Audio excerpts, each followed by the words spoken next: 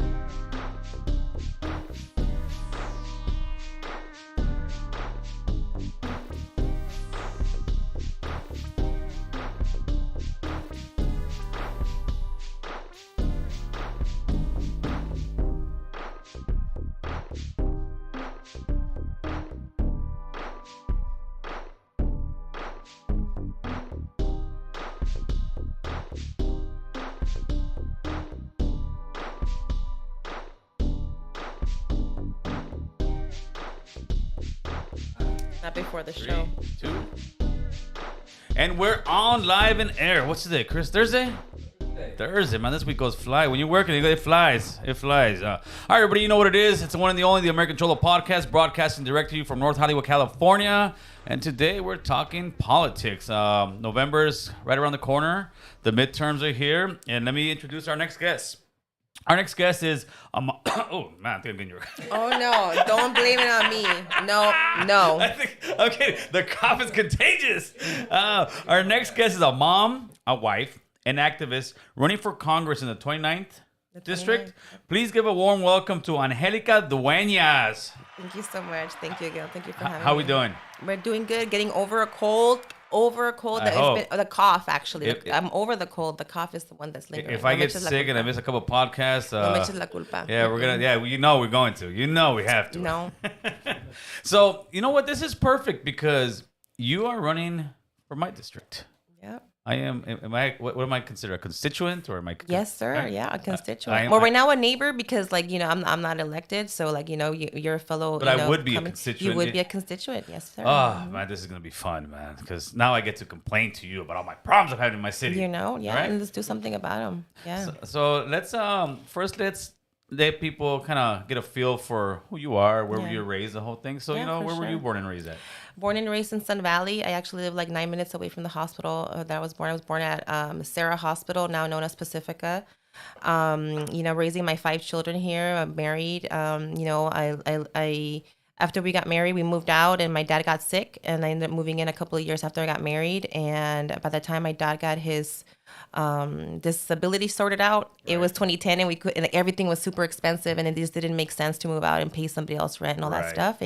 And we've been hunkering down ever since. Basically, been witnessing my community go from bad to worse for the last 30 plus years, and been really just tired of complaining about it. I did go to school for political science, and that was kind of the plan. Like, at least, actually, I wanted to work. I wanted to be an office lady at an elected person's office.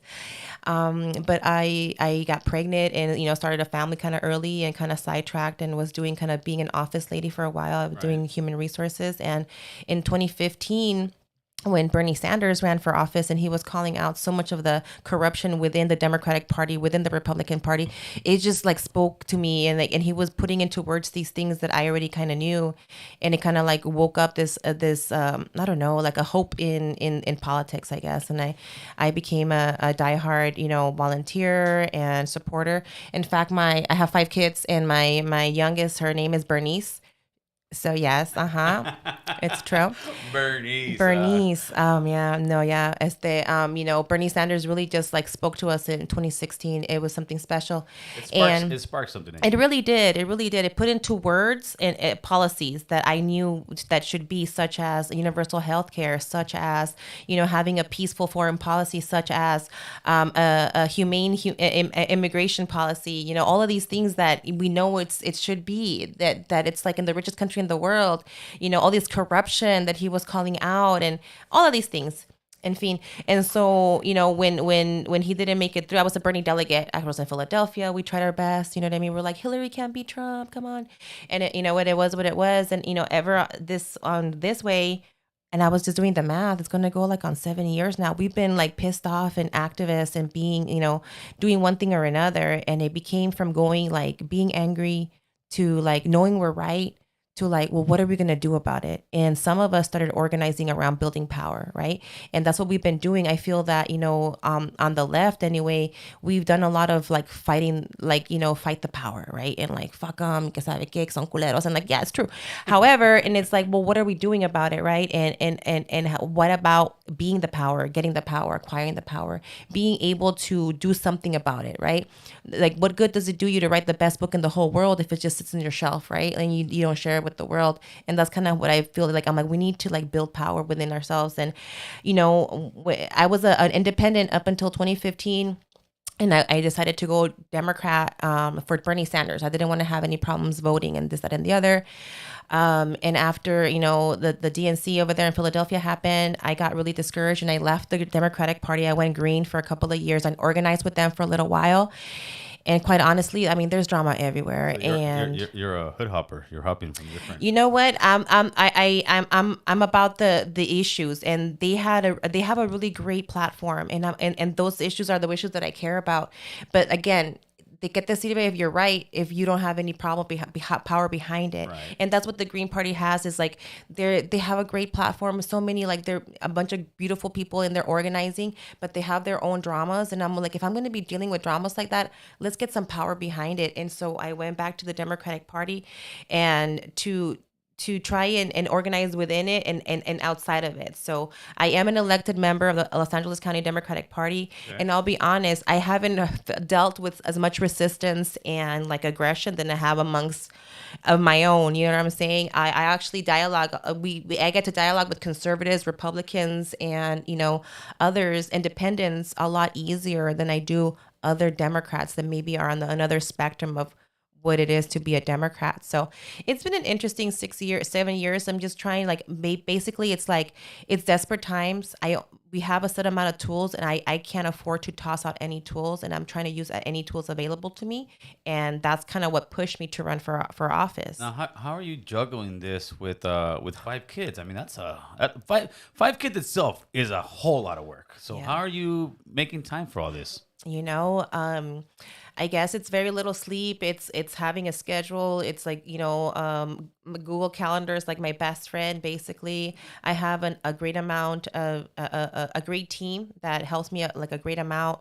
I have, my campaign coordinators and stuff that help me keep that stuff together. And at my house, I have a very supportive husband. I have a mother that, we all live together. Like I said, we had to move in with each other, and it was kind of crazy and like hard, but it comes in handy because we also are a team. And when I cook, it's for everybody. When my mom cooks, it's for everybody. When I clean, and vice versa. Yeah. That's right. That's how it's been working out, really. So I could have swore I saw you on the news protesting in front of Nuri's house. Yeah. So back in Sunday when the news hit, Sunday morning, I got a call. So, since I've mentioned I have been organizing since, back in 2015. So we have a great network of organizers here in Los Angeles that has been building for the past 6-7 years. And when we got that call, like within hours, the local Black Lives Matters, the local, obviously more Latinos than not, and, other allies, were ready to show up and demand here in the Valley for Nuri Martinez to resign. What was caught on tape was, it was a horrible and racist remarks that were made. And also what's even more outrageous was the gerrymandering, which I believe may have been illegal. So there was a whole lot that went down in that whole hour and a half of recording that I think we're still yet to like digest. But you're going to be in Congress. There's much worse things that people speak on. That's when they're behind the scenes. Oh, absolutely. What happened with those guys right there is that they got caught. Do I think that that what they were doing is any different than what the other members that were not under recording were? Absolutely present. Not. You know what I mean? However, that doesn't mean you're gonna let people off the hook. And people should be held accountable for their.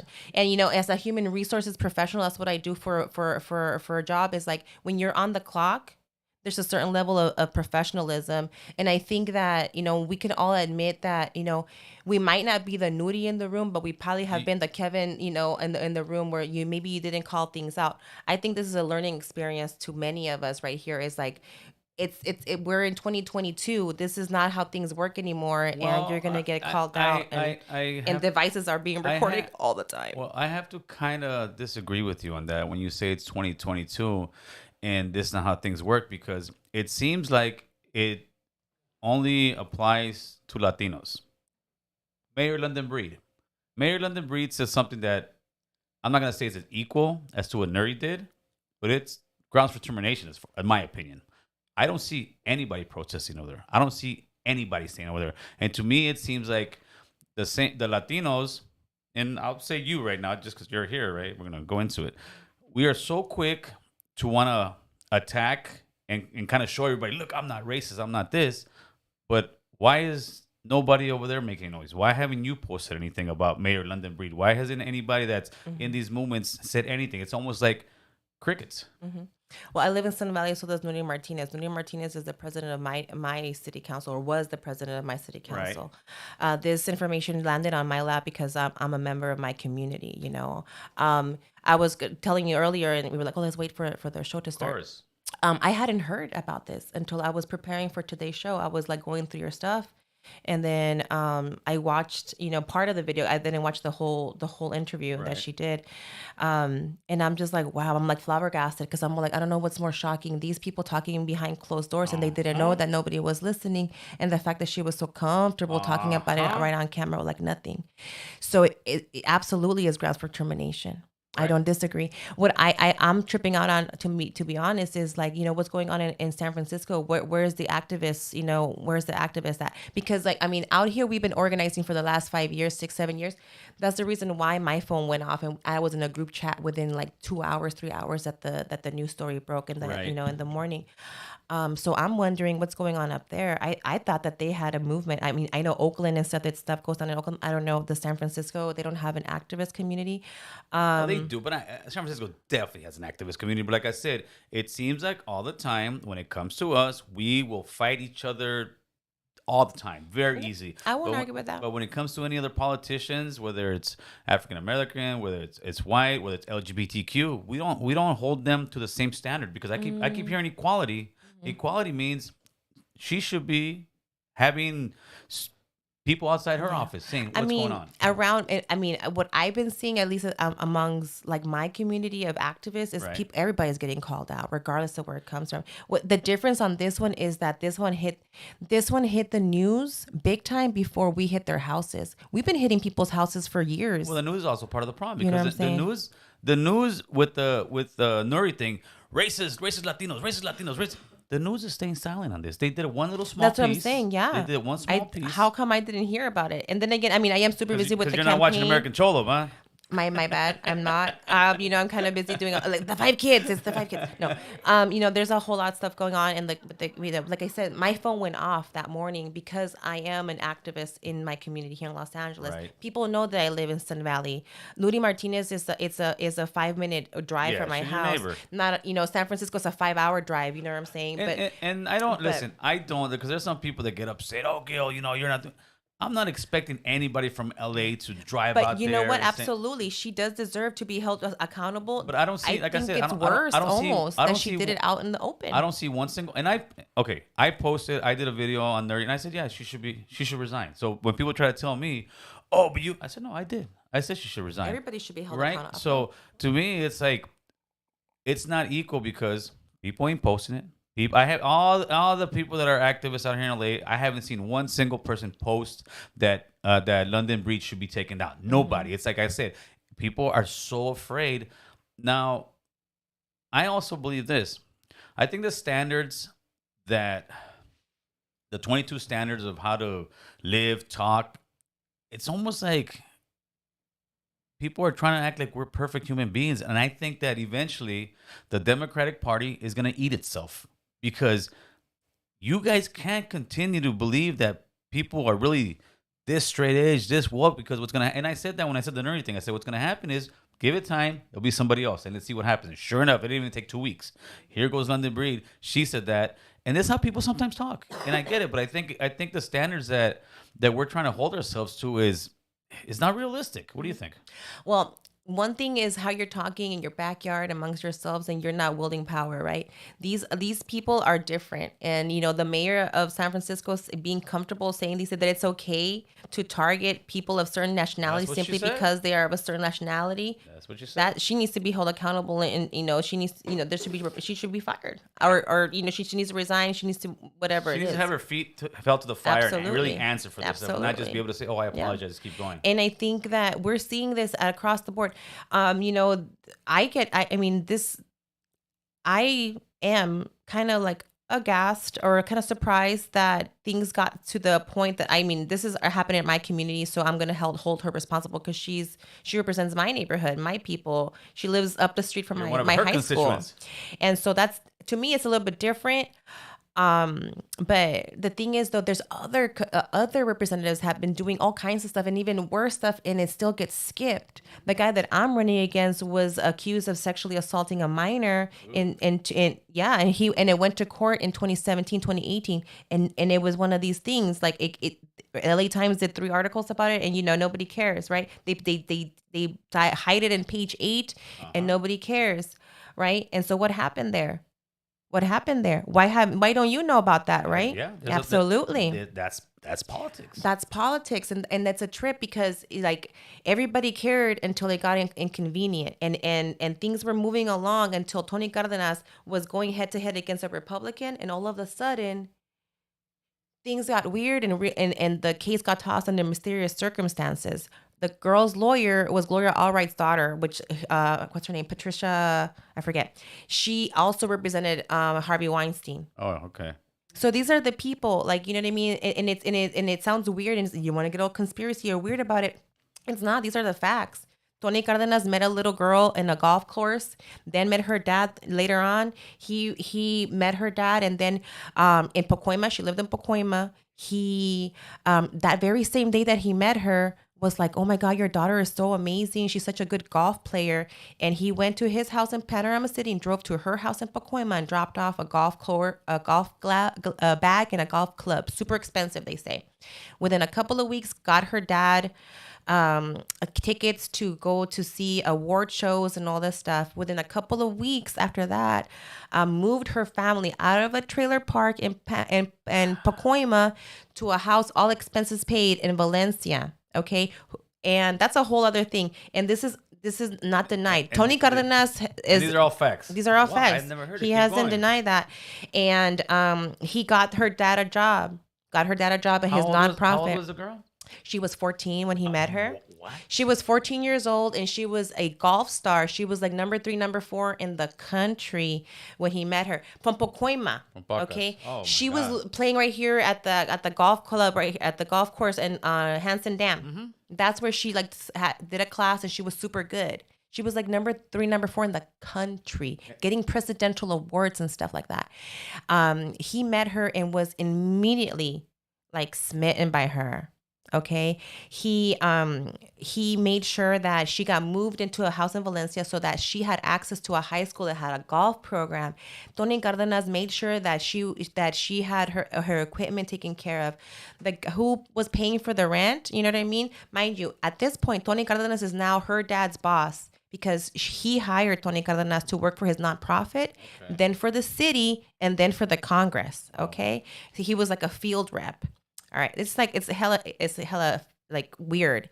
And this is a fact también, for like 2 years. So he met her, moved her out. And then for like the first 2 years, he was going every weekend golfing with her, practically every weekend. Why? Because he was a city councilman at the time, and he had access to all this golf courses that were hella fancy.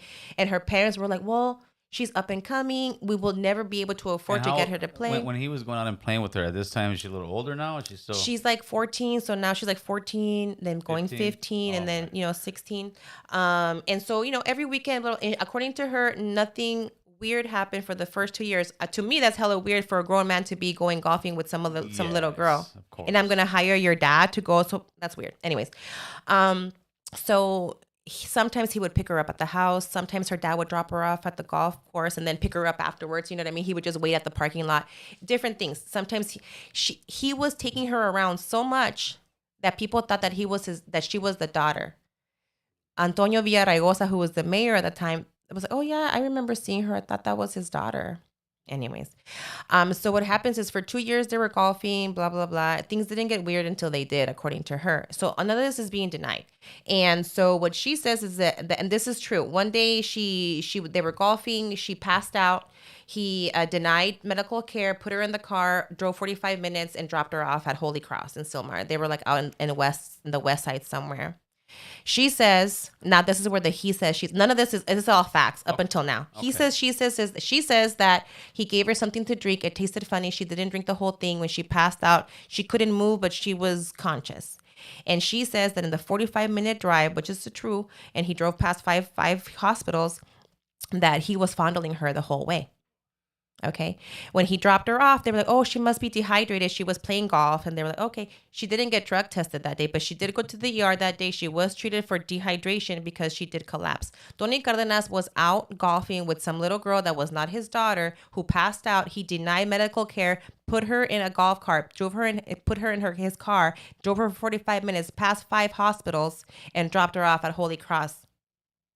Did he have any reason for driving past all his hospitals and him going to Holy Cross? Did this ever go to court? What happened? Yes, it went to court. So this allegedly happened in 2007. Okay. She didn't say nothing. This happened. She was 16 years old. She didn't say anything to her parents until she was like 18, 19. I'm not sure, like on the math. So because when it happened, she was like, I don't want to go golfing with him no more. So she stopped going golfing with him, but he is still her dad's boss. What? He is still, because her dad was working for the congressman. No, but I'm talking about now? No, at the time. At the time, okay. Or at the time at city council. Okay. So her dad was like, her dad was still at the time. She's 16 years old. Her dad is still working for the congressman. Her rent is being taken care of because of the congressman. Her golf career is picking up because of the access that the councilman at the time was giving her. The guy who paid for the rent, his name is Mark Handel. He's a developer, and he used to get all kinds of contracts with the city of San Fernando, with Los Angeles, all over the place. Well, right now he's in trouble for tax evasion. I don't know what. He's in big trouble for all kinds of stuff. Well, this guy Mark Handel had an alias. He called himself Contusion. Khan Tusion, which means bruise, contusion. So he was a pornographer. So he has about 10, 15. It goes like this. I know. I'm like, this is crazy. He has about 10 movies under his belt, and they're all crazy gross. The first 3 movies were never released because they were so bad. Basically, the girls who talk about it is he got them to sign contracts to be in a porn movie. Whatever, they're actresses, but he would get them and he would beat the living crap out of them. They were unconscious. Some of them were unconscious, so basically getting raped on film. And so, this is Cardenas' buddy? This is Cardenas' friend. That's the guy who he got to pay for Angela and her family's rent for 5 years. Why isn't this in the news? Why isn't this in the news? So when I found about this back in the day, it was, this is the daughter of a disgruntled employee. And when I was looking at the LA Times story, I was like, well, birds of a feather fly together. I don't know who Tony Cardenas is hanging with. I can see him hanging with some bad dude. And I feel bad for not believing Angela. I got an anonymous call last year and said, Angelica, it would be in your best interest to go down to the court and get those court files and just take a look at them. I did. I went down to the court and I went and I got those files and I got the whole case and I read through it. And I was like, oh my God. Where I was like, I don't even know where to start because I have 5 kids. I have no money. I'm trying to run a campaign. I don't even know where to start. And they're going to be like, you're going to politicize this and right? So what can I do? I prayed. I was like, I don't know, universe, the ancestors, my community, I need help because somebody needs to care and put this in a video format, universe. manifesting. Look it up now. And then like 3 months later, 2 months later, I get a call and it's a documentarist and they're doing a documentary on the pornographer Contusion and all the stuff that he's been doing. Why has he been getting away with it? Because of his homies, Tony Cardenas being one of them. That's about to hit. That's Really? about to hit.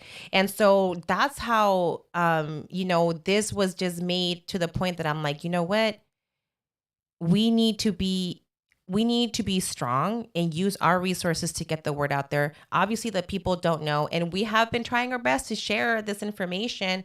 But the media, for whatever reason, doesn't care. Because it's not convenient. Because Tony Cardenas is going to get replaced by somebody who, yeah, I'm a Democrat. I have no loyalty to no party. I have a loyalty to my community. I don't take big money. I look at my money. My money is like 92%, 95% small donations from people, just like regular people. He takes monies from special interests, from this, that, and the other. Most of his money comes from Washington, D.C., literally. Like, the media is overlooking this because just like we see it every time, like working class struggles are always overlooked.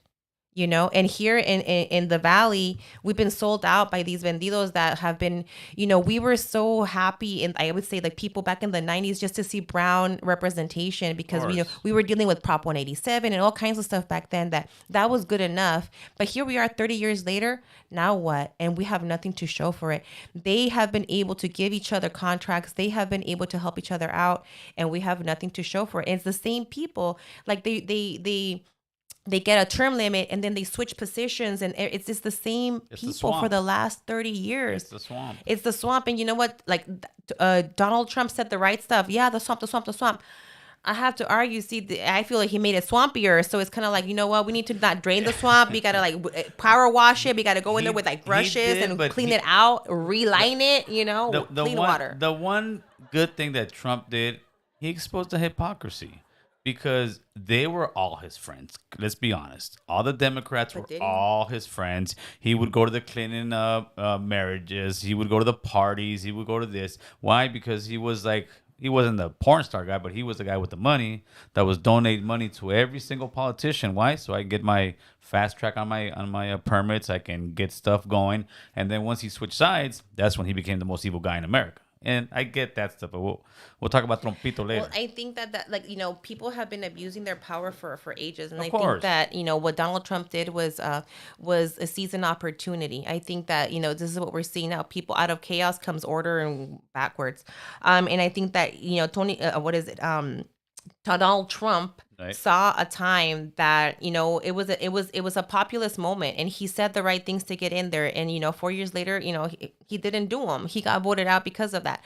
But the people are hungry for change, and that's why it's imperative to have working class people run for office, because what happens is that when people are desperate, they go for something different, and it can really go to an extreme that could be ugly, and it could be an extreme that could really be harmful. And that's why we need to just come out here and teach people and show people that we can run corporate free campaigns, that we can run campaigns with small donations. And I literally got 43.3% of the vote in 2020 using raw data. They gave me a CD of information from the voter file and Google Sheets, and we were cutting lists, and this is how we were organizing. We didn't have consultants. We didn't have nothing fancy. We didn't spend money on anything crazy.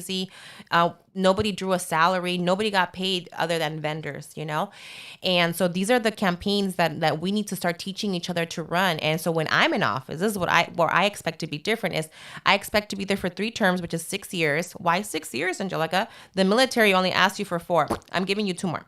So I used to I'm going to be a civil servant. I have 5 children. I have more than enough things that I should be and could be doing, but disparate times again. What I want to use is my office to be a community empowerment center where we can teach people how to petition government at all levels and how to run campaigns. I want workshops. I want field trips. I want people learning what I did, and I want people to do it over and over again. I'm going to be one of 430 something people in Congress. What can I do? I don't know. Maybe have people grow some balls and say some stuff how it needs to be said, or do some things that need to be done. But what I want to do is empower the communities, because I I think that these policies of universal health care are not that crazy. Republicans even agree with it. Let's slow it down a little bit. I'll start breaking down the policies one by one. But let's finish off with But Cardenas. organizing Right. across the board is what I think that's where our strengths are, and I want to use my platforms to teach people, to give people the tools to organize themselves. So to finish, I want to finish off the Cardenas one. See. So at the end of everything, did he like settle out of court? Did the cases get dropped? Like just so when the court it goes through phases. So the first phase was like presenting the evidence. So it was Jane Doe versus John Doe, and the court saw the evidence, which was all of the history and the grooming and the properties and and all of that. So that was enough evidence to be like, okay, you can stay Jane Doe because you were a minor at the time, but we can call out the person. So it's like So before her side of the cases, because at this point he didn't know, one could say, because it's in front of the court as anonymous. They somehow found out, got ahead of it. So before her side of like her legal team can like present it to the media, he got ahead of it and he was like, the daughter of a disgruntled employee, it's me. This is who they were trying to say. And he got ahead of it real quick. And with me, I was thinking, esa bola is so like corrupt that anybody can get accused of anything. And so my statement at the time was, if this is true, Tony needs to resign, because what we were presented was what the media presented. I didn't have access to the court files. The court files show that he met this little girl first, then met her dad, then got them moved out, got them all paid, this, that, and the other. He was in the car with her for 45 minutes, drove past with her unconscious, drove for past 5 hospitals, and she alleges he fondled her during that time. He says no. Yeah, as a mama bear, you know. There's something serious. Very wrong there. Oh yeah. Right? Oh yeah. And so I feel when I read the court files, like I said, I felt such stress that I was like, what am I gonna do?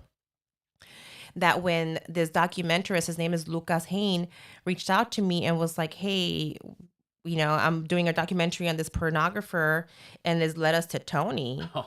And I was like, oh my God, yes, I have heard of that. And then what happened was that Patty Lopez, who had organized back in the day during that time, was like, hey, you might want to talk to Angelica. And that's how the documentary people got to me. So the thing is with this is like, you know, right is right, wrong is wrong. And like, it's a trip how like our worlds are interconnected. I have a weird connection with Tony Cardenas for back in the day too. And I'm just like, man, it's so funny how things just come back around. And sometimes things are just meant to be. Tony Cardenas, his brother, Jose, who's a psychiatrist or something like, or a psychologist, him and his wife used to live out in Valencia somewhere. And my aunt, my mom's sister, used to be their live-in nanny. So when Tony Cardenas was running the very first time to be assembly person, my tia was taking care of his nieces and nephews and his kids when they were going out canvassing, knocking on doors, right? How interesting is that? And when Tony Cardenas won the primary back then it was the top Republican versus the top Democrat versus the top Libertarian versus whatever. It was different back then. After he made it to, this was back in 95, right after Prop 187. So it was, one can say it was tense times, you know, very racial. After he made it, he was like, so Jose, you need to fire Doña Cuca because she's undocumented and we don't want that static. Fired my tia. My tia to this day, she has framed like cards of like how she was part of the family, this, that, and the other. And I'll tell you one thing, she was living a nice life until life got really hard for her afterwards. I didn't know about this until I was like a year into my first campaign against Tony Cardenas. When my tia was like, mira, ¿no te acuerdas que yo era Jose? I'm like, tia, this is really bad. You know that? Because like after he made it in, he could have figured a way to get you back in there. He could have helped you out. He could have gotten you rehired. He could have, but he didn't. This is Tony Cardenas. That's the guy, man. All right, I'm gonna definitely do the fact checks and all. It's not that I saw it. He does have it on there, but yeah, I'm just amazed to me that never really hit like prime time news, man. But yeah. It's a politics. So now let's talk about policies. Let's talk policy. I'm one of your constituents, as I've said already, and I see my city going to what is it, hell in a basket or something they call it, something like that. Hell in the handbasket. There you go. That's the one. I see the gang problem getting much worse than it was in the last 8 years or so or whatnot. I see the drug problem through the roof. I see the homelessness problem through the roof. I see dirty streets. I see tents everywhere. What is your policy? Because me as a tax-paying citizen of North Hollywood, I'm tired of going or having my wife go to CVS over here on where's it at, on Oxnard and Lancashire. The drive-through window's broken because the tweakers broke it. There's about 4 or 5 tents, 4 or 5 cars. It's a party spot. It's come to a point where the homeless, the drug addicts can do whatever they want, and the cops can't push them out. No politicians push them out. So I want to see now if you have the balls, as we said earlier, to kick these people out. What are you going to do about all these people going around doing what they want? I think that we need to call it what it is, which is we're in a state of emergency, and this is not just local. I think the reason why Los Angeles is getting a disproportionate amount of the homeless or the unhoused is because of policies that keep on getting passed across the country that are not resolving the issue, which is making it illegal to be out in the street. But the thing is, these people need help. Some people, I would say here in Los Angeles is about 60-40, which is still, it's still for When them. you say 60-40, what do you mean? 40% of the unhoused people, you provide them affordable housing, they're going to be okay. Oh, no. No, Yeah. no, Yes. no. Yes. The thing is with the unhoused people, the ones that you're seeing, when did hold on, wait. The people that you're getting to see that you clearly can see they're unhoused are those 60% that need more than just housing. There's Jesus. they need a lot of help. They need wraparound services. The 40% that you guys haven't noticed is the people who go to the gym, who still have a job, that they're going under the radar, that you're actually maybe even working with them, and you don't know that they're actually parking their car around the corner. They're not out in the street. They're not living out in the street, but they are unhoused, and they're couch surfing, and so there's multiple aspects to the housing crisis. And it's not just like a lack of housing, it's a lack of affordable housing. And let's address it. Across the country, we have hedge funds and super corporations that are buying up a bunch of the houses and making so that buying a house in certain areas is nearly impossible. So that's one problem. Instead of affordable housing being built, we have luxury houses being built. Right now, we have a lot of empty houses. Like to say like, oh, there's not enough housing. There is. It's empty. They're empty. Yeah. They're empty right now. There is housing. That's not the right type of housing, and mental health and drug problems. People are like, people don't want to say it out on in my side of things. I'd say in the left, it's like, oh, it could fail, but you know what? It's true. We need 24/7 care for a lot of people out there. They don't deserve to be out and they don't deserve to be out in jail, but they don't deserve to be out on the street. And I have an autistic son. And when I see some of these people, I get really fucking sad because I see in them, I'm going to start crying, people that have been forgotten. And not everybody has a solid family system. I have 5 children, and I like to think that when I'm not around and my husband's not around to care for my son, then my children, his siblings will step in and take care of him. But I can't guarantee that. I see this world not ready to take care of my son in case that I'm not able to. And with knocking door to door, running for office, I have to come to the realization that people with special needs, it's a lot more than we realize. And these children, my boy is a cute little boy, but one day he's going to be a man. He's going to look scary to people, and they're not going to understand.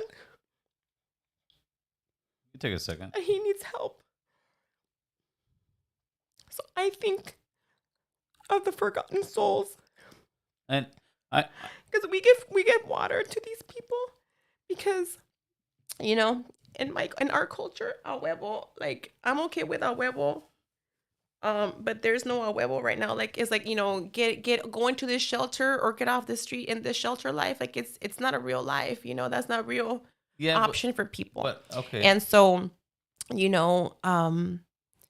what we do need to do is address the lack of affordable housing. We need to make it so that Section 8 is a lot more feasible, and that these systems do not get people stuck in poverty, and that, the system doesn't make it so that if you make more money, you lose all assistance, and all of a sudden, instead of getting ahead, you're getting behind.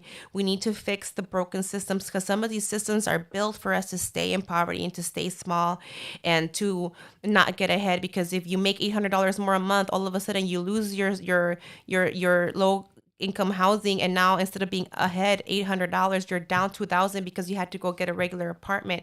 Is the systems built out to make us be lesser, right? And I think that these things are on purpose. Why? Because the people who are representing us have been bought out in order to make money off of it. The unhoused, there's more than enough money to house all these people, but all of these nonprofits that are stealing our money, Yes. stealing the money, all of that needs to be addressed, and that's why everything needs to be audited. What I can't wait to be is in the federal seat. So these problems are at different levels. So the county has some responsibility, the city has responsibility. As federal, I can bring resources, but the work has to be done in a regional sense, right?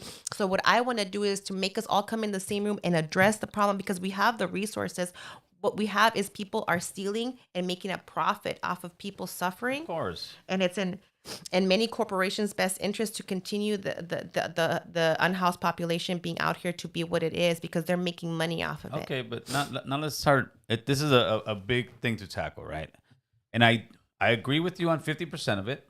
I disagree with you on the other 50, or So as far as developers making these unaffordable places, absolutely, that's what's going on. And the Democratic Party, who runs pretty much LA and California, Los Angeles, yeah. has been saying for the last 5, 10, 15 years, we need more housing, no, we need more affordable housing. So that 100% agree with you.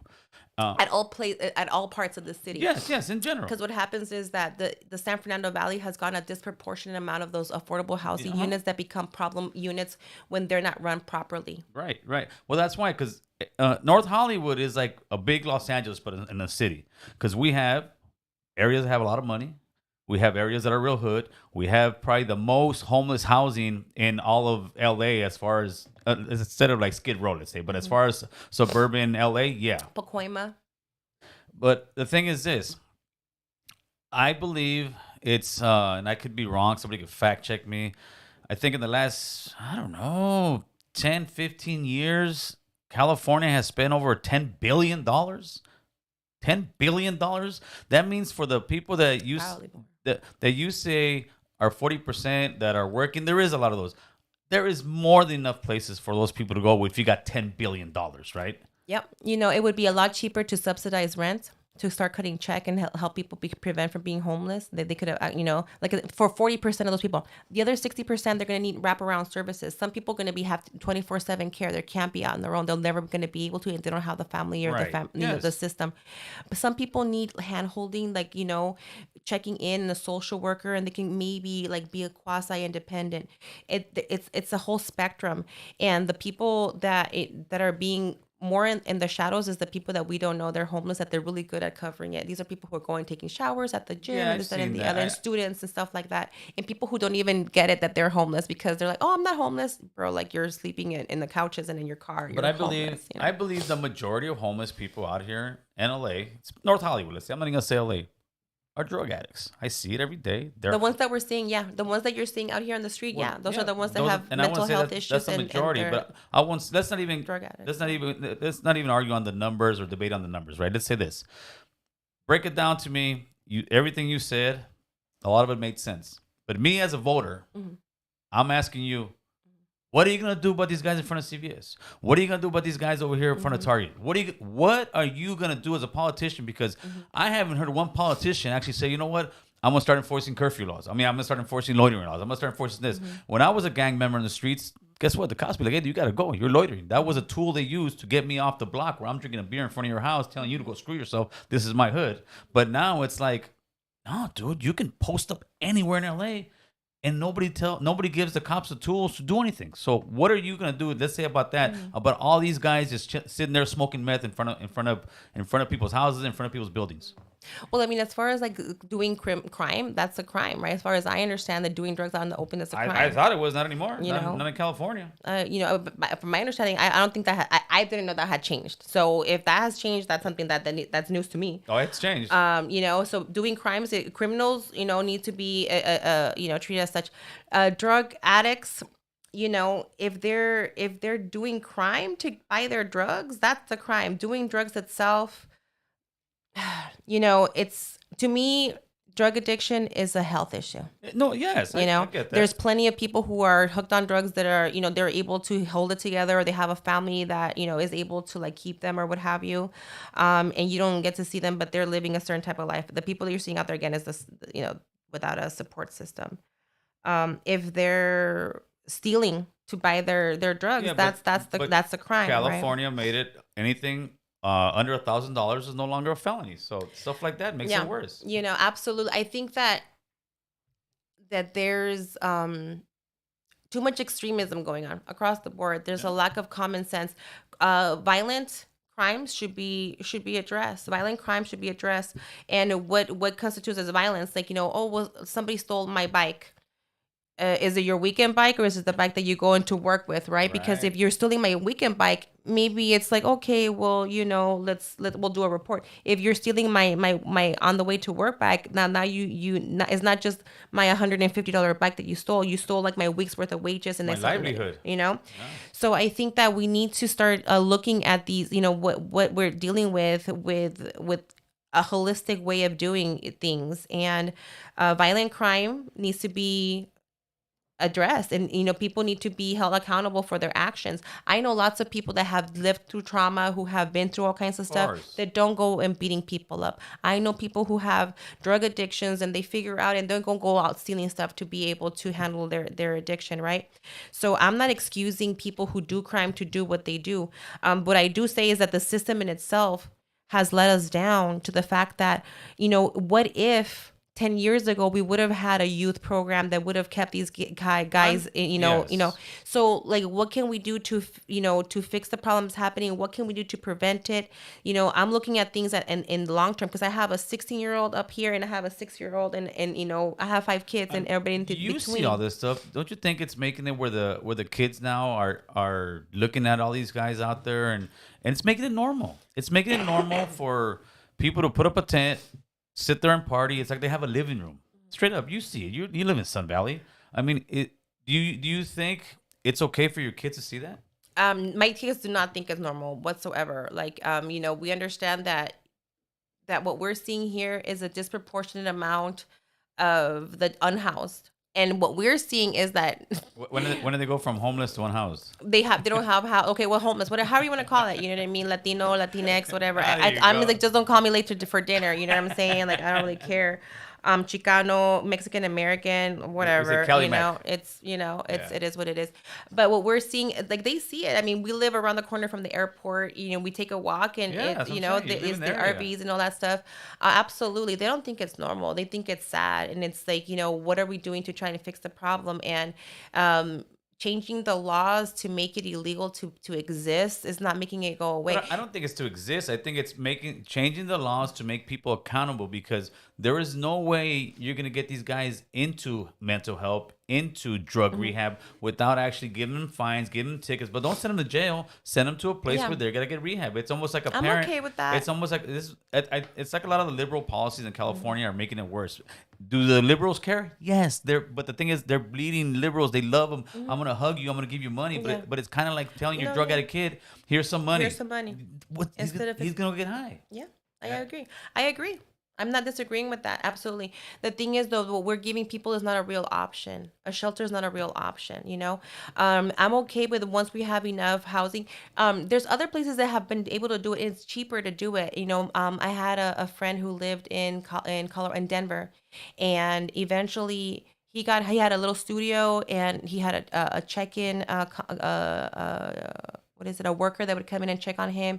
And when he was ready to finally get cleaned up, he got the assistance that he needed.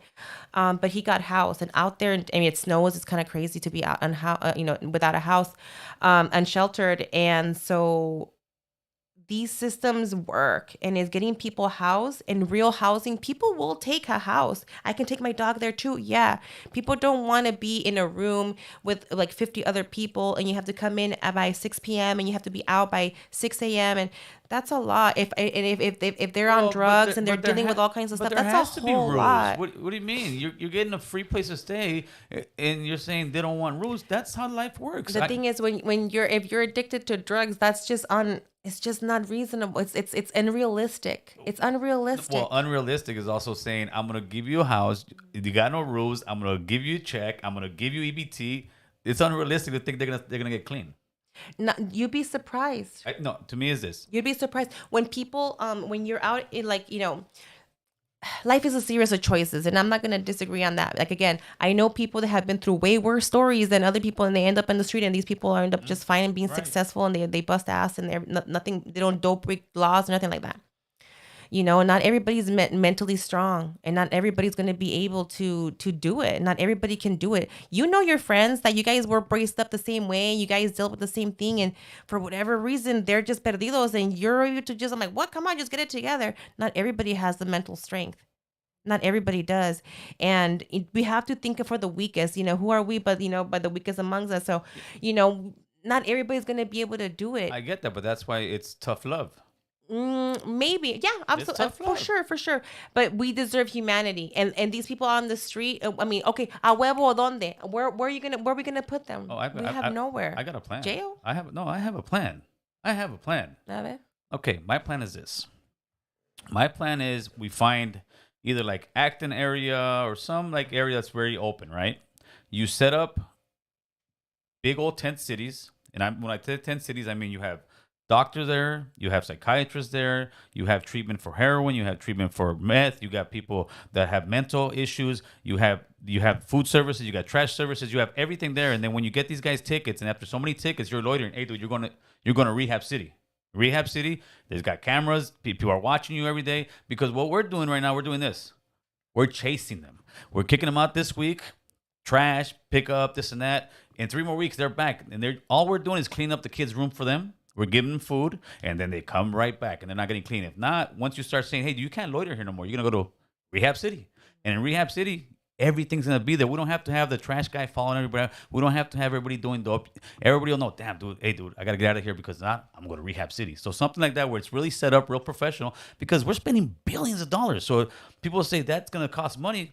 Dude, it's already costing us that money. And it's like we're sitting here trying to solve an issue with something, and by the time you get back over here, the fire's already back on. So we haven't got it here. And I think the biggest problem is we have the biggest drug epidemic in America's history, and I haven't heard one politician ever bring that up. They kind of hide from it. They try to say it's the mental. It is a drug problem like no other, and it's getting worse, and it's not getting better. And I think the more, like, this is not the way I look at it. Democrats, I'm independent, by the way, a little bit to the right, as you can tell. Democrats are the loving mother that wants to take care of you, wants to hug you, wants to give you money, and believes she's doing right. Republicans are the cold-hearted stepfather that you do it on your own, you don't need any help. I'm not that. I'm the guy saying, hey, guys, we need to help them, but at the same time, we can't just enable them. Because from what I hear from a lot of liberal policies is there is no accountability. All these places that I think there's only one guy. He's the guy in a wheelchair. He's the one that makes I'm not sure what his name is right now. He's the one that makes the unhoused housing for drug addicts, right? But he says he doesn't take any money from the state because the state, once you take money from the state or the federal government, you cannot drug test them. All these drug places that have home, they don't drug test them. I'm like, what? How are you going to have people in a drug program living in houses, but you can't drug test them? It makes no sense to me. Well, that's interesting. I didn't know that. Yeah, and that's why, like you said, it is a big money thing. It is a huge money thing. Out here, we have those little tiny homes, right? We got 3 of them. It's a racket. $80,000 per home. Those are cheap ones. It's a racket. It's a racket. And there's nobody in them. Well, yeah. Well, you go out there, you can party out there. There's barbecues going on out there. They hang out like outside, kind of like more, but they're not like I'm saying, like they're not being used. In, you know what I mean? Like they're not. There's a few in North Hollywood. There's a few in LA. There's a few like throughout. Yeah, they're all over. What you're starting to see more is like the homeless are, instead of going inside of there, they're kind of more hanging out around there. Why isn't there any in Hancock Park? Why isn't there any in Bel Air area? Why isn't there anywhere in the Pacific Palisades area? Yeah. That's all Los Angeles. Why? And that's to me that the stuff that upsets me that Yeah. everybody's saying is, okay, you guys want to share the load of the burden? Okay, no problem. Let's put some of these small houses over in Hancock Park, over in Pacific Palisades, over in Bel Air. That's all LA homes. That's not some other city. But how about this? Why does it seem that all the cities that are independent from LA that don't have those such liberal policies are doing so much better? Burbank. Burbank. Go to Burbank. There's no homeless like this. Because they drop them off out there in Sun Valley. But they're doing something. Because I mean, that's what I'm saying. But as far as living, who has a better quality of life? Living in North Hollywood or living in Burbank? As a family. You got a much better quality of life. I'm not saying we should get those policies, but I'm saying obviously what we're doing isn't working. Yeah, no, absolutely. That's why I think that we need to change the face of government. I think that, I believe in proportional representation. I feel like this, two-party system is not it. You know what I mean? Here in the Valley, you have to be a Democrat to win, and it is what it is. Yeah. I think that we need proportional representation. We need ranked choice voting. We need more representation. I mean, the city of Los Angeles, that's humongous, is being represented by 15 people. It should be at minimum 30 people, honestly, to be representing a city of this size. I think that we need to double, like even Congress. I mean, this district it's almost, oh God, it's like 800,000 people. Right. For a district, that's crazy. Back when, the Constitution was, I think people were representing like 100,000 people, like per. Right. So it's crazy, So I mean, things. I think that how government is set, we're not being represented. No taxation without representation. You know what I'm saying? Stuff like that. Like, we're not being represented adequately and properly, and we need to. That's why I'm running for office. I don't have all the solutions. I'm not an expert on everything, but I know, like you said, things are not right, and I don't trust these people in power to do anything different than what has been getting done. I don't know what to do. Desperate times call for desperate measures. They're like, oh yeah, nada más enojada, le gusta gritar, and it's true. Like, I don't know what to do. I've been yelling. My throat hurts sometimes of like yelling, and I don't know what else to do. Frustration. And so here I am. You know what I mean? No, because what job. else? What else is there to do? You're doing a great job because you're actually doing something about it. That's the perfect thing. You're actually doing something about it. And I got to commend you for that. So Congress, so you'll be dealing with the bigwigs. If you had to give Joe Biden a grade, A being the best, F being the worst, where do you think Joe stands? I don't know, like a D, like a.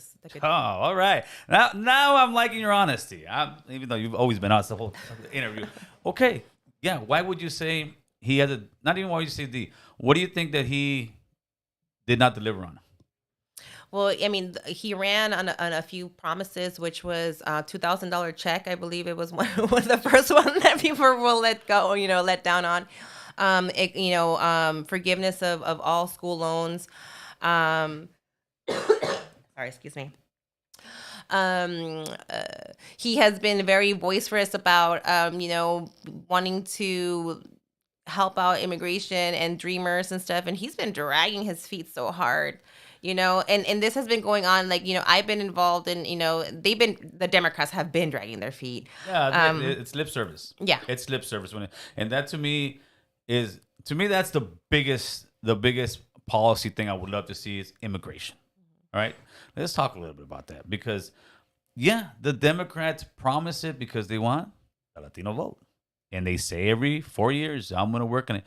And nothing. Mm-hmm. And again, it goes back to, like I say, we always have the energy for all the kind of causes, but when it comes to our own, that's one of the biggest ones, and it seems like nobody really gets behind it. And I know that, like you, a lot of the politicians, they talk about it, let's try to get it, but why is it that no Democrat politician even brings it up?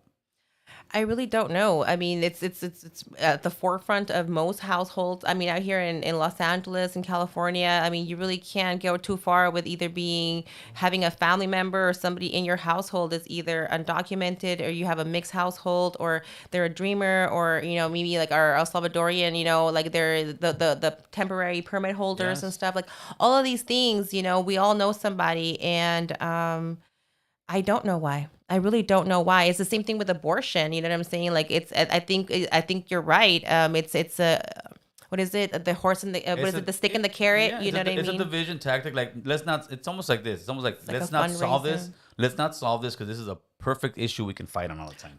Yeah, I mean, perhaps I don't. It has to be that because it almost seems like se hacen tarugos. You know what I'm saying? Like, Se hacen pendejos. yeah, well, yeah. Como dice mi papá, decía mi papá, que paz descanse. You know. But that's also why a lot of Latinos, Calimax, Central American Latinos, Indigenous, Mexican American Chicanos. Let me plug it in real quick. A lot of Calimax are jumping over to the Republican Party. Do you see that, or have you kind of noticed that a little? Not really, not around here anyway. Like out here in the valley, a lot of people we have been seeing people leave. No, but I'm saying more of a they're- national level. Oh yeah, absolutely, on a Right? national level, yeah. And I think what it has to do with is like these promises that they ran really hard on in 20. Promesas y promesas. 20, and they ran really hard on it and like do this, and if you just get us this, we're gonna be able to do that, and it's like and nothing happened. And it's really funny because you saw that after Trump where people were like, oh, he's so dangerous because he has all the power and he's gonna be able to do so many things, and then we got that and they were like, oh, but we can't do nothing with it. That's ¿qué onda? a great point. So I think that's what people are just like, it's not, people are seeing it. My dad, en paz descanse, used to say, the Republicans around here anyway, because now more than before they had some more clout, but anyways, where it's like whether they're the majority or not, like they're very strong and they just push for their thing, and their thing changes. It changes. Yes. They're not that like consistent, but they're consistent in like their fight. And my dad used to say, y los demócratas son buenos to hacerse tarugos when they have the ability, and to like be very like this when they can't do nothing. Yeah. And he goes like, well, los dos nos joden. Like that's at the end of the true. day. And my dad could never vote. He went to second grade. He came over here when he was like 19 years old and stuff. My parents were from Jalisco. They actually were both from neighboring towns in Mexico, and they met in Pacoima. And Pacas. And my mom became a citizen like in the early 2000s, and it is what it is. But my dad, just being an observer, I learned a lot from my dad. Like he was very wise, for a person. He was very streetwise, and like that's one of those things and that's why I was an independent. I'm like, well, Republicans or Democrats growing up. Like my mom used to work at Price Pfister in Pacoima, and she was a Teamster for like 20 something years. And in 1995, Bill Clinton signed off on NAFTA, which started the process of shutting down the factories. In 1997, my mom lost her job, That was a Democrat. And things. Yeah, that was a big Democrat. And like, but we didn't feel the kick until the Republican was in there. So then you're like, oh, but it's they're all kicking us. Yeah. They're all kicking us. It's all about the money. So, it's really all about is. it. It comes down to it. And so that's why it's like, it's super important, like to listen to where do the people stand on the issues and where people's money comes from. If you take a look at graphs of like where Tony Cardenas, that my opponent's money comes from, it's like the opposite. It's like green is like, mine for like, small donations, and like a sliver of organizations, like a couple of Democratic clubs that donated to me. And with him is the opposite. It's like this much people and this much, you know what I mean? And so that's a hard machine to fight against. It is, but it's not impossible. Like if I was able to get 43% of the vote with less than $80,000 against 1,400,000, I was outspent 12 times. I have a 7-point gap to close. I did that when I won my spot. It was like March 3rd, and then like 2 weeks later, not even, the country got shut down. I was not able to knock on doors. I was not able to do all these things. I have 5 kids. 4 of them were students. All of a sudden, I was an at-home teacher, having to like figure all this stuff. I have an autistic son, so I couldn't be like, you got this, right? Mommy has to go do some like campaign work. No, I had to be there. And my dad, my parents were elderly. My dad was, sick, and he actually died in August of 2020, right between the primary and the general. So I had to plan a funeral and deal with all that all at the same time. Not to be like a boohoo story, but just to say like we faced a lot of challenges, seen, like, oh my God. And they were saying, oh, you're not even going to make 20%. Like they were talking a lot of smack and stuff, because the closest anybody ever got to Tony was 26%. Richard Alarcon, who used to be a city councilman, who used to be an assemblyman. And they're like, oh, that's so cute. Just hop around, huh? I'm just saying. And so for this lady who ain't shit to come through here and try and say like she's going to run for something, like, how it goes. It's not that you ain't shit. You are the shit. Okay. Let's get it in. Okay. Okay. And what's it called? Well, what it is because like how it goes is like you intern somewhere, then you get a job, and then you work for under somebody, and then you get the nod, and that's how it's That's the been. hustle. That's how it's been. Hey, we gotta go to LA, Chris. We gotta work for the LA That's City. how it used to be, but you know what? Things are changing. I'll be on, like I had almost like deleted this. So like I had mentioned before, I have a degree in political science. I have a bachelor's in political science and a master's in organizational leadership. Oh, I was 2 weeks into my congressional internship. I called Congresswoman Hilda Solis's office. Hey, can I intern there? They're like, sure. And I was 2 weeks into it when I found out I was pregnant, and I was like, oh, well, I can't be giving away my time. And so at the time I was full time in school with a part time job. I got another part time job, and so we got married and and sidetracked and whatever. And politics was just like, oh, pues ni modo. But something just like, you know what I'm saying? It's like, that's what I'm saying. It's so funny how things come back around where I was hanging out with Tony Cardenas, his brother-in-law, and his kids and stuff when they were out there canvassing for his first campaign. Right. And there was my tia Cuca freaking babysitting their kids. And there I was getting hand-me-downs from his sister-in-law. It's like, it's a trip how these things come back around. World.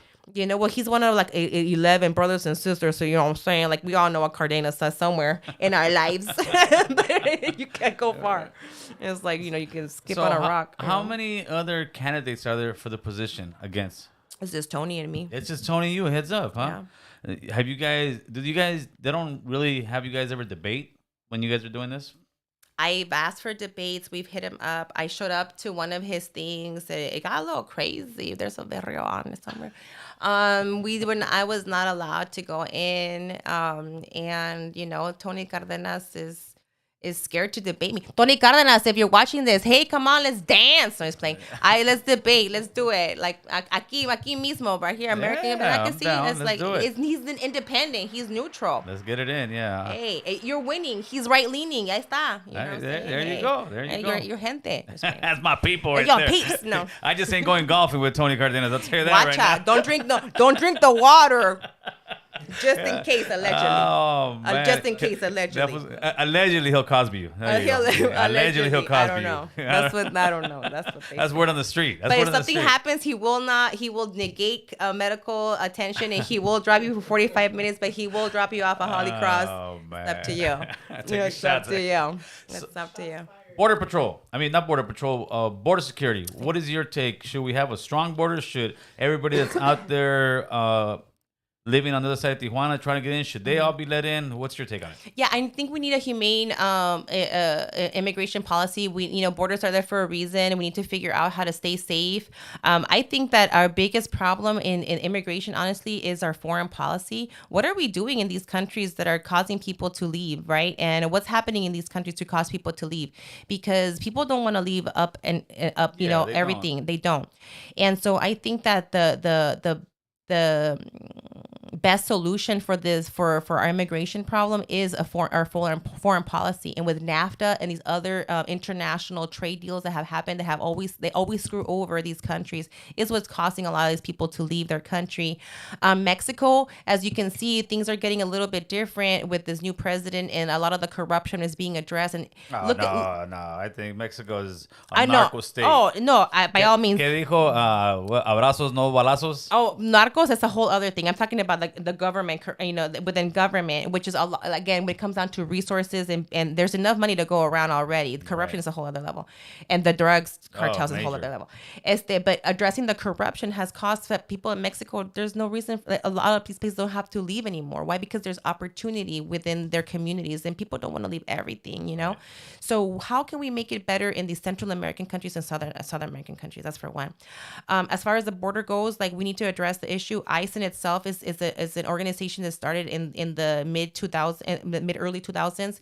And in itself has been there has been way too much abuse and corruption within it. We need to address that, and I think that not abolish it. Yeah, why not? Call it something else. Whatever that is, that organization is not good. And the Border Patrol is separate from yes, ICE. I know. So I'm just saying. So yes, probably. It's the same thing like with the police. Like, I don't think that there's no room for abolishing it, because I feel that we need police. You can't do need the it. We cops. need to address the corruption. We need to address the abuse, you know? Yes. And I think that, again, we need to be commonsensical about these things. Oh, it just because it's not convenient, or it doesn't mean that we have to ignore it. And none of these solutions are going to be easy either. I believe with ICE, I'm not for abolish ICE. I know people are like, I'm not for I abolishing am ICE. on ICE because of that. I'm- Not Border Patrol, but ICE. Yeah, I'm for this because ICE does go out and get rapists, get people with killers. I'm for policy changes where somebody in ICE is gonna go look for, let's say Chris was illegal Dominican right here, right? Papi. Let's say Chris, they're looking for Chris in Chris's house or somebody's house, and I'm illegal. If Chris ain't there, they're not taking me in. That's the problem with ICE, because ICE is going into other places looking. Yeah, that they throw the net out there. I think ICE policy should change. Where no, if you're looking for this one individual, that's all you're looking for, and you can't go to like people's businesses and all of a sudden do these sweep Do a big old raid because and these people you're are fighting working. that one guy. Yeah, these people are working. Yeah, you're looking for, and that's the reason. That's the thing. The policy needs to change because you're uprooting people that have been here for 10, 20 years. They're taking care of business. They're working because most of the Latinos out here, we're working. We're taking care of business as a whole. And that's why that mayor really pissed me off. Whether mayor, I want to see something on Mayor London. We're working. We're taking care of business. So when it comes to that, yeah, there should not be any way that they can just sit there and sweep all these people up. That's the only thing. Well, we need humane policies across the board, and I Agreed. think that we need to address corruption and abuse of power. And we've been seeing it not just in law enforcement, we're seeing it all over the place, and you know, in the clergy, in schools, like the whole bit. You know, we need to address it, and I think that that's, I mean, I believe that we need to, like, there's so many systems that we need to visit and bring some humanity and civics to so many things. In my opinion, from pre-K to like first grade, it shouldn't really be school, but it should be teaching kids how to be, you know, like when you hit each other, it hurts, and like, you know, let's clean up after ourselves, and you know, and the kids structure. The kids should be cleaning their classroom, and I think that kids should be serving dinner and lunch at school to each other, and I think that, you know, that there should be an opportunity for 2 years of service that, you know, people get paid, and but you get to learn some stuff, and because school is not for everybody, so wouldn't it be great to have a guaranteed jobs program where, you know, why do we see all these hoodlums on the street? Because they don't want to get paid like $15 an hour to go do the thing, when you know, porque son huevones y quieren fumar la pipa. that's otra cosa. But you know what? And it's not all of them, because in what these kids are being disheartened because a lot of these kids are not doing drugs. I'm talking about the ones that you're saying out there that are smoking. They're on the pookie right now. No, that's what I'm saying. Those are the 60% that you're seeing that's so bad. But you know, our youth is being lost, and they're getting stuck, and they're depressed, and things are getting. You think things are bad now? Things are going to get worse. Yeah, they're going to get worse for sure. And so what we need is to really start changing and creating programs that we need to get people, like, I think that there should be physical education every single grade. Yes. From like kinder all the way to high school. ¿Cómo jodidos que es eso? Que we run like 1 week yes, 1 week no. ¿Qué es eso? You know what I mean? We need to try and to teach kids how to do stuff, how to, like, you know, like computers and stuff like that. Yes, to enhance an education, but go back to the basics and writing some paper, and you know, like learning how to, like, go out there and be ride in a nature. bike, do something. Yeah. We need to do that, but that's not Congress, right? That's a whole other thing. This is me, like, you know what I'm saying? As a mother that wants better for her kids. You know, and I have a 16-year-old and everything in between, and my youngest is a 6-year-old, and I see what my 6-year-old is working on, and I remember where my 16-year-old was 6.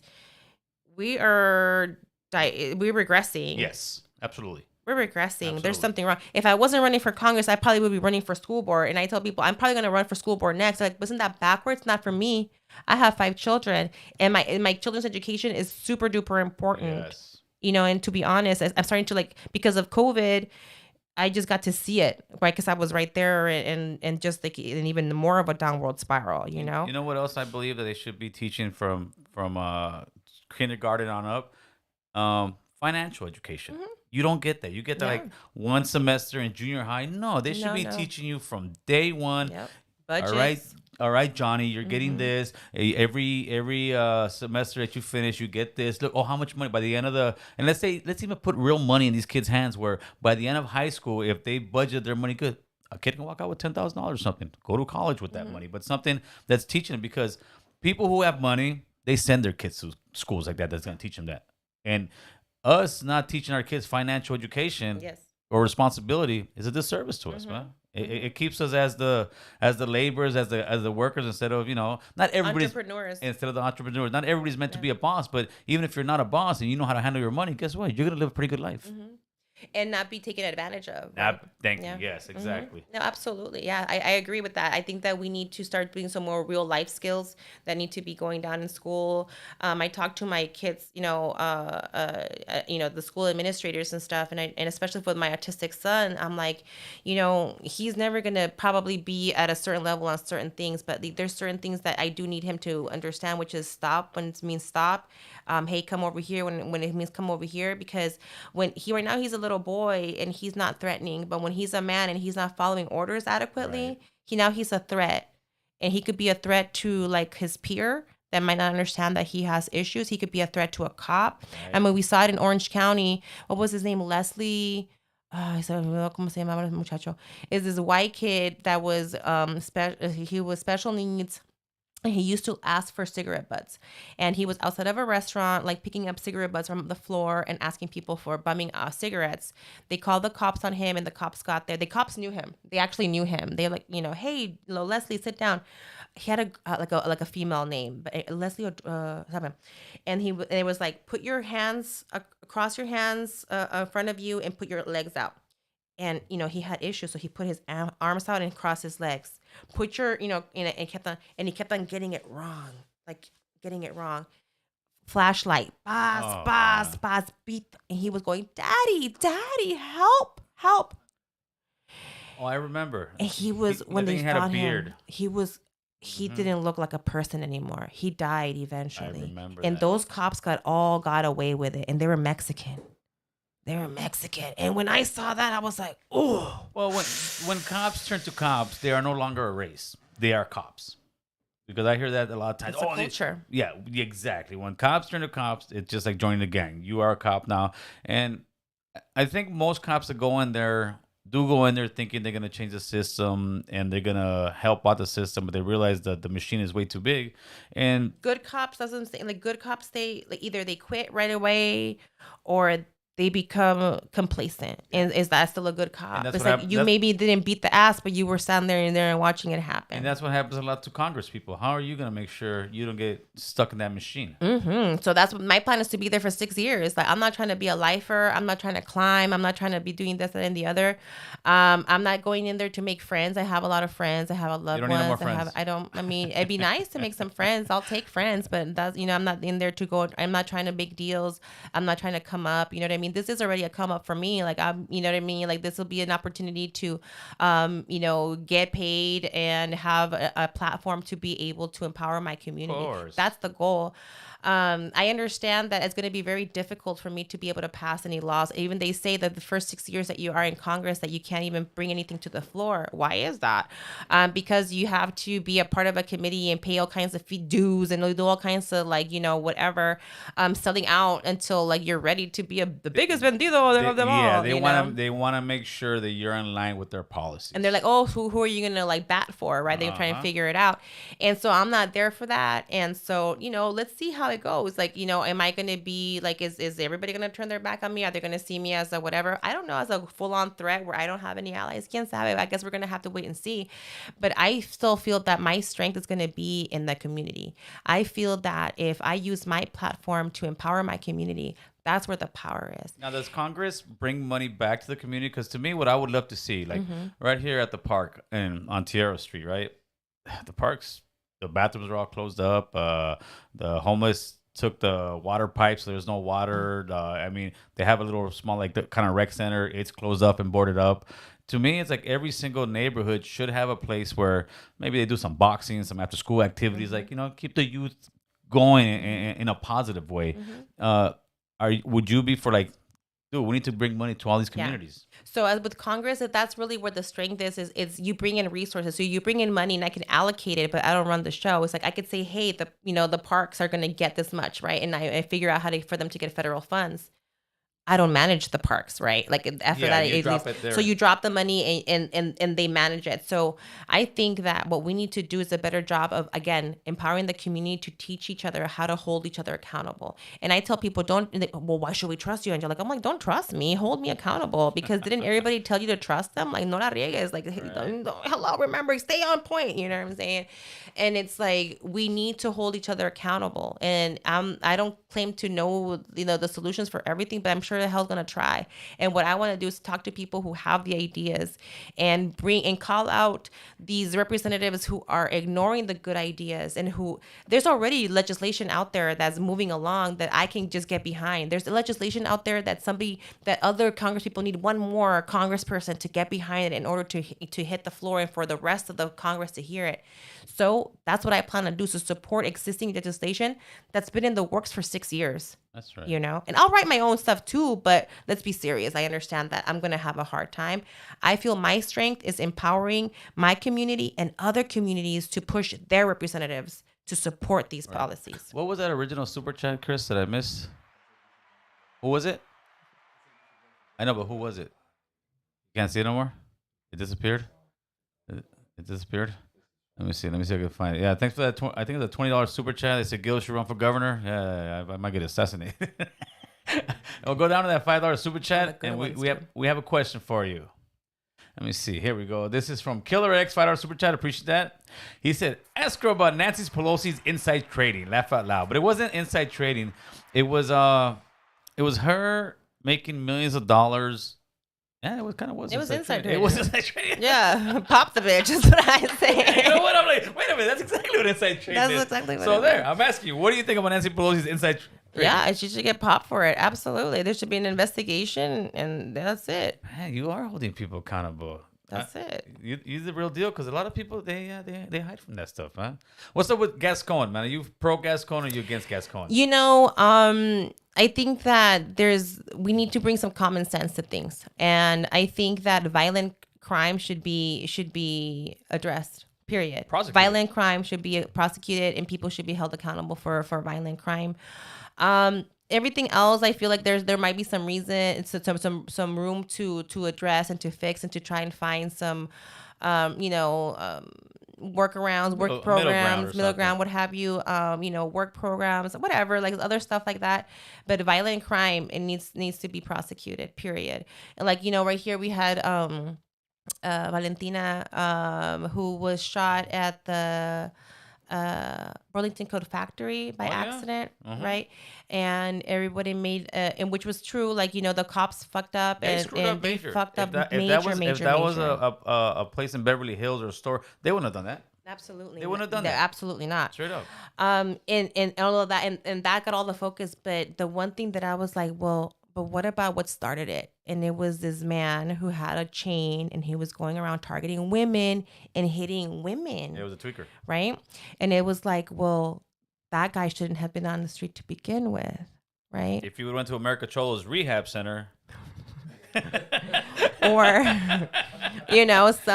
where I feel that if there would have been a program, that would have been to be able to address him, to have this guy have had wraparound services, so that if he's a violent, but he was high off drugs. Oh yeah, absolutely, he was. But that's the thing. He shouldn't have been on the street doing that to begin with. But the policies that we have, they don't address that. Exactly. We can't use it, and that's it. But that's already. But that's because the people in power, again. Well, there's a will, there's a way, right? And believe me, and I know this lady over here knows. Can you get all your groceries in the house in one trip?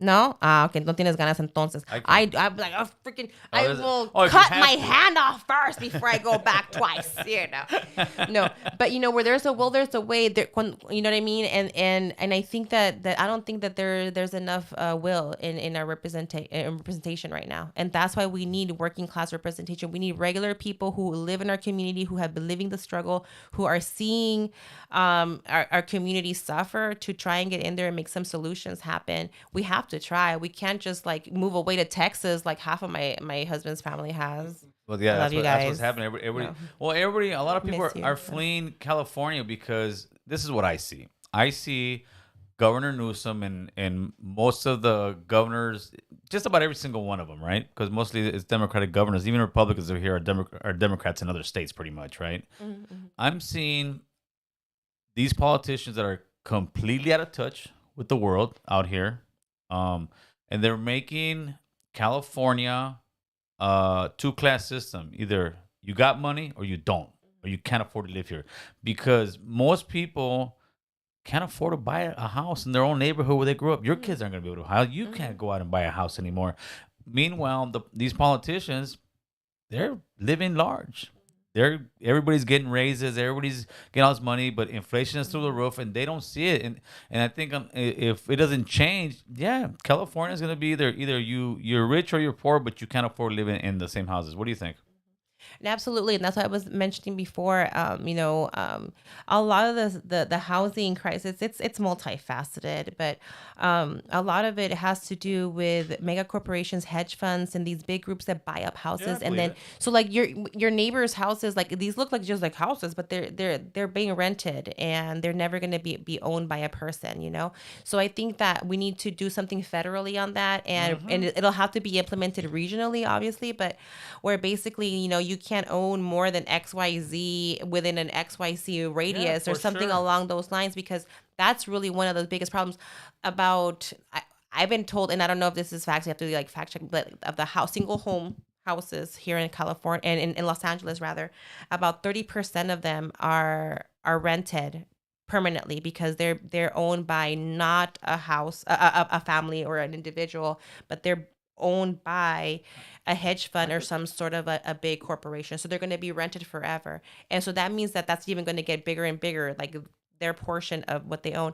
So that means that almost half of the houses already we're never going to be able to have, they're never going to be in the market Well, for us to buy. America's for sale because China's buying everything up. Well, that's a whole other thing. They're buying farmlands. They're buying this. So right now, it's gonna be where China's gonna end up owning our food because they're gonna own those places. But all those people in Congress, like I said, they don't care because they're out of touch because they're gonna get money and they're gonna live off. They're gonna live well. But it seems like America is for sale, and it's been for sale for many years.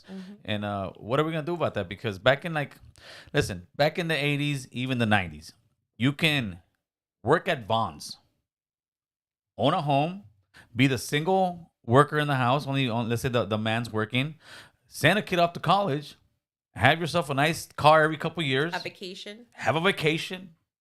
That America doesn't exist anymore. My dad went to second grade. My mom went to sixth grade. They had they got here undocumented in like the 70s. In 1986 or whatever, when they got amnesty, and like 2 years later, they bought a house. My my dad was working minimum wage his whole time here, and my mom, you know, when she was working, she was getting paid decent, you know, because she was working at Price Pfister.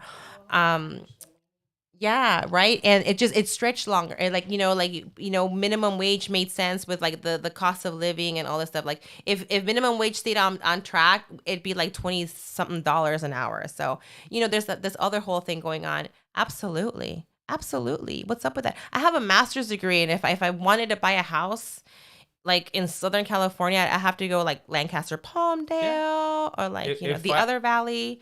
We're the only real valley guys. I don't care what anybody says. We're the original 818. Yeah, if my wife and I try to buy the home that we live in now, we wouldn't qualify for the loan. No. It's straight up. No, my parents bought our house like for like less than 200. Yes. Now it's like it's like pobrecito had a little house. It's like he's like at least 600. Easy. You know. How do we get the gap? Even though I have another plan for that. I got many plans. I'm gonna run for Congress next year, Chris. Wait a minute, you gotta move. No, este carajo. I see what this is going now. He took my plan. That'll be a good one.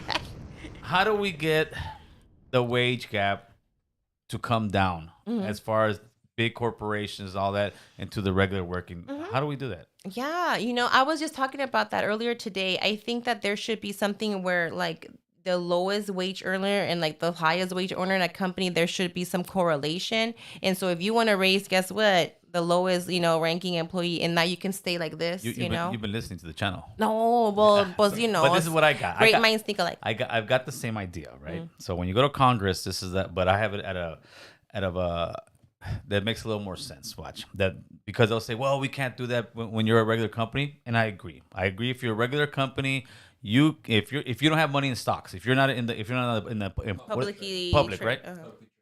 Publicly traded. There you go. If you're not publicly traded, you can pay yourself whatever you want. You can pay your employees whatever you want, because they make the decision to leave or go. I believe that if you're a publicly traded company, the CEO should only make X time more, whether it's 100,000 times more, whether it's 200,000 times like more, the lowest. of the lowest paid guy. And they'll say, no, it's free market. And I say, no. When you guys gave the bailouts to all those banks, that free market argument is gone, because we as public taxpayers paid to bail you guys out. So don't give me this free market capitalist crap anymore. You guys ask for money. That means if you're in the stock market, this is the rules. You can only make X. In other words, you're not like the guy from Amazon. Now they're competing. I'm a trillionaire. No, you should only, if you're in a public market, you should be making, let's say, $1 billion a year. $1 billion.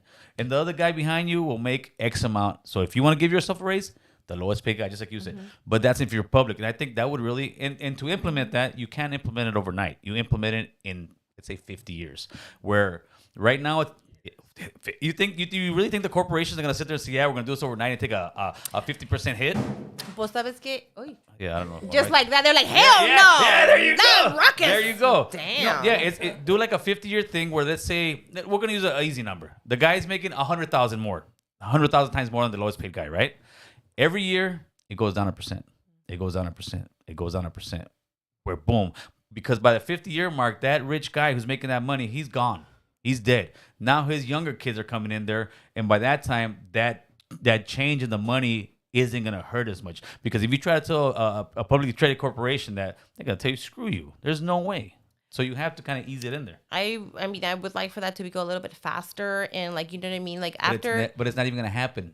So how do you think it's going to happen that well, fast? I mean, we had a progressive tax system set up, you know, when we were dealing with the depression, and it went pretty quickly, and it was something that, you know, people were still making money, the rich were still making bank, and it was like all this stuff.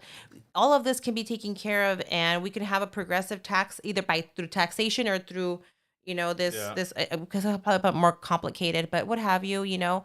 But I do feel that publicly traded companies do need some regulation, because it's getting out of hand. And these carajos, they're like, it's not my income, it's my stock options and all of this. None of that. But then when it comes to them crashing, all of a sudden we gotta bail them out. No, exactly. So if you all of a sudden, no, que free market. Exactly, that's what I'm saying. That free market argument is gone. How about when COVID hit? Like, they got bailed out not even a month in. When did we get our $1,200 check or whatever? If you even got it. Yeah, but those, you know what? At the COVID time, I kind of saw it, but this is what I saw from it. I think all the stimulus money ended up destroying most people because it was done wrong. Everybody should have got an even cut. What would have happened is this: people would have kept on working, and they would have seen this as a supplemental. I think it should have been a pause in the game. I think it should have been a complete. Oh yeah. A complete pause. Mortgage, everything. Listen, guys. For a year, it's a pause. Nobody's paying this. And it's not gonna come back. It's not gonna fuck you over. You're not have to like pay it back later. But they couldn't, because why? Pause. Because the guys on top are saying, "Oh no, I want my money." And that's what I'm saying. They got it a month in, not even a month in. Well, because capitalist system, huh? When they want it. But I think the stimulus hindered us more, because what it did. And the unemployment, especially in California, how much money they did. They made How long was that for? Like, what, 6 months? No. My homie was at home for 2 years, not working. My homie was at home for 2 years, and I said, "What's up? Making a good job?" Hell no. I'm getting paid more to stay at home. So California made it where you were making more money to stay at home, and that's why people didn't want to work. And then you're getting checked. People didn't want to work. So for like 2 years, people were getting this free money and I told them, it's not free money, buddy. Look how much you're paying in gas right now. Look how much you're paying in rent right now. Look how much you're paying for food right now. All that free money that we thought we got, that the stimulus were getting, they're getting their money, but they're going to get on the back end, fool. And that's what they're doing. Are they not?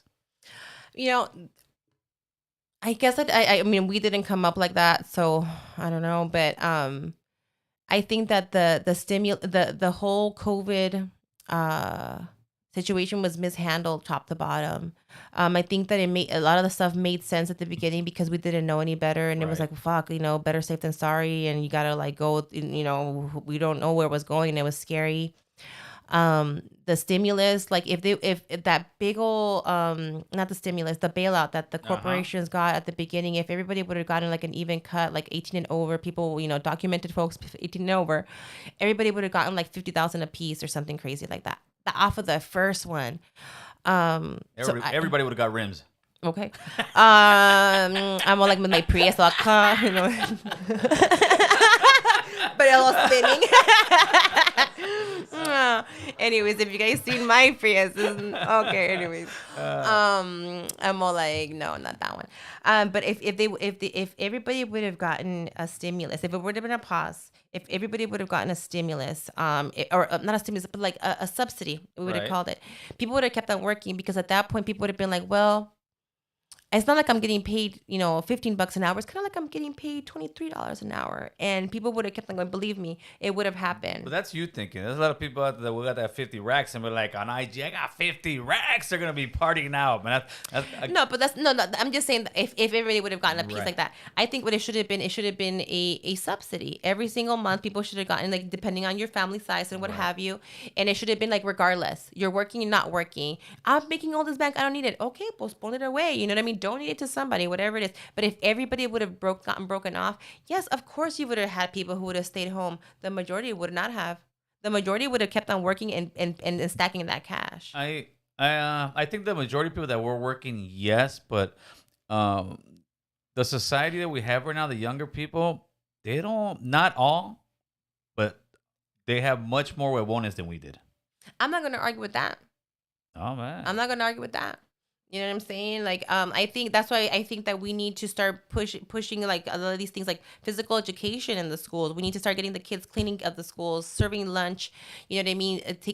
Caring for the school, caring for the community, and things like that, to implement a sense of pride and, a community. Period. Love for each other. You know what I'm saying? I think that would address so many of the problems that were from racial to classes to all kinds of stuff. If we can just like start taking and have an even field, at least at school. Can we have it where we're like, we all pick up trash around here, where we all sweep, you know what I'm saying? Maybe, where we can convivir and take care of our space together. I think that that's something that could resolve a whole lot of problems. Like this lady called me, and we started, it was so funny because I was making other calls. So I had this other call over here, and then I started getting this call, and we both got crazy, and it was, what? It's because, okay. And by the time we were done, she was like, well, I can't wait for you to be in office so that I can come visit you. Well, I know you're gonna come visit me. That happens a And lot. it happens when it's called talking. Yes, communication. It's communication. And sometimes like, oh, well, I didn't know. Well, I didn't know. Oh, I didn't know either. Okay. And next thing you know, having a conversation goes a long way. I think that we just need to talk more. And that's why, like, I enjoy speaking with conservatives because they like to do that. The liberals are a little bit more, what is it, like, they have thinner skin. And I got raised by, like, my dad was kind of like an asshole and stuff like that. He said, like, if you didn't have a thin skin, like, but that's your fault. And it's like, Mexicano. you're bad. So, you know what I mean? And it's like, and I was a sensitive kid, but I had to learn to be tough, because or else it's going to be a Yes. whole lot of suffering. It's the jungle out here. At the end of the day, You it's the have to, jungle. I grew up in Sun Valley, and like, That's yeah. Beastia 1999 super chat. Thank you, my man. If you get a tax refund every year, you're considered poverty. The poorest in the whole country. It means you're not middle class. Do not be happy about getting tax refunds. It means you're lazy. you're not trying hard enough. Well, damn, that means I'm not lazy, because their taxes are killing me every damn year. I'm tired of these damn taxes, man. That means they took out too much out of your taxes. That means you probably wouldn't put in your numbers right. You know what? When I ask people about Trompito, that's my nickname for Trump. When I ask people about Trompito, and I've heard people say, I hate him, I this and that, and I say, why do you dislike him? And a lot of times they can't answer that question, right? And I'll tell them, this is my answer to them. My biggest issue with Trump wasn't all his racial shit, wasn't all that. My biggest issue was that he went in there and bamboozled middle class America with the tax break that he did. He did the same thing that Reagan did. It was the same playbook. He took the tax from corporations from 35 to like 21%. And now middle class Americans are paying more. We're paying more money. The corporations are, huh? I don't know. It's like I'm in class and the kids are talking back there. To me, it was like the robbery of middle class America, because the great thing Republicans do, they sell this to America. If you're rich, you wouldn't want them to take your money. And they always think, well, hell yeah, I'll be rich one day. I shouldn't pay that much in taxes. If the corporations literally went from 35% tax bracket to 21%, but they're giving you jobs. When have you ever when has a rich guy ever said, oh, you know what, I'm making more money, I'm going to give you money. I'm going to take care of you. Look what's going on right now. They're not taking care of us. And that to me was the biggest thing that Trump did to just, hurt middle class America. And a lot of people, Republican people that follow me, no, Gil, you're wrong. No. It's just like Reagan, the same thing. After that, what happened with Reagan? The rich got richer. And the poor, the middle class kept pushing down. That's what's going on because of those tax breaks as well. And they say, oh, no, they kept it. No, because if you want to get those tax breaks, I think we would have went into the recession that we need to have. We need to have a recession because right now we've been over the cliff for over a year and we're on balloons. And this thing's going to drop because the moratorium, and then let me ask you that, the moratorium on evictions, what's your take on that? In LA, it's gonna expire, I think, January 1st or something, or 3rd. Yeah, we need to make sure that people are left whole. So I think that, the landlords and all of that and rent should be taken care of. And so there, like, again, if we would have gotten that, if the bailout would have come across the board, these things would have been taken care of. So I think that people who have not been paying rent should get that help to get caught up, because how are you going to catch up for 2 years that you haven't paid rent for whatever reason? Some people for reals and some people, let's be serious. You know what I mean? They have been taking advantage of the situation. Either way, though, the big guys have been coming up so hard that at this point, like, they should have been a pause and it should have been a hold. And so what we need to do is just make people whole and move forward when it comes down to it. And I think that at this point, if we're saying that the pandemic is over, then the pandemic is over, right? Let's be consistent. Yeah. So I think that we need to be consistent, and either the pandemic is over, so then let's go ahead and do that, or the pandemic is not over, so then we need those resources being, brought in and people be made whole. Not just the big guys, but literally all of them. And so that means that people who are renting the garage should be able to figure out how to make their land person, whole too. Right, for sure. And I think that hurt a lot of like small people who own, disproportionately. Yes, for sure. Because the big guys, maybe they had like a 40-unit place and like 3-4 people in there weren't paying rent. If you're over here, you're just renting your little back house and you're a little old person and yet the jodistas and you can't get rid of them. Or you got your life savings in a duplex and you and your family went halves on it and said, all of a sudden, I know people who had to like straight up sell their house and move away in order to be able to get get out of the nightmare situations. Absolutely. People who abuse the system are always going to exist, you know what I mean? But this is like nothing compared to how the big guys be abusing the system. Let's get some of those super chats in, Chris. Let's see what we got. Oh, there you go. Beastia, thank you for that $4.99 super chat. He said, my mom used to work with your mom at Aerospace in Valencia for $9 an hour for over 30 years. Vote Republican. We need change. Okay, let's keep going that one. I don't know. He's talking about your mom or my mom, Chris? Cracking, California, $2. Thank you for the super chat. I can't lie. I don't believe in working. I sell dope. It's an entrepreneur. He's an entrepreneur. He's like Small that. Business He's owner. like that meme. Hey man, how do you do all this stuff? I sell drugs. I say legalize it.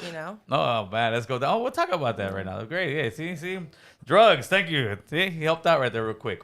What was that one? I think you missed one up there real quick. Bestia, hey, Bestia's in the building, kicking in. I appreciate that $4.99 super chat. I'm sorry to say this, but if you get a tax refund, you don't pay taxes, you're considered poor. Sorry, try harder.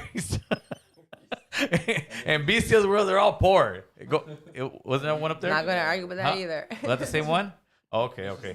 So let's talk drugs, man. First, marijuana. Should marijuana be taken off? I think it's classified as a category 1. Mm-hmm. All right. Schedule 1. Right? Schedule 1. There you go. Thank you, Chris. Schedule 1. Do you think it should be that, or should be voted to be just? We should make it so that federally is legalized, so that way leave it to the states. I say on that one, and then I think that the states will take care of it. I think that it makes it so much weird. It makes it impossible to run a business if you're in the cannabis business here in California. You can't even have a bank, or they have these other like funky banks that can only exist within municipalities and stuff. stuff, and it just makes it like running a business harder.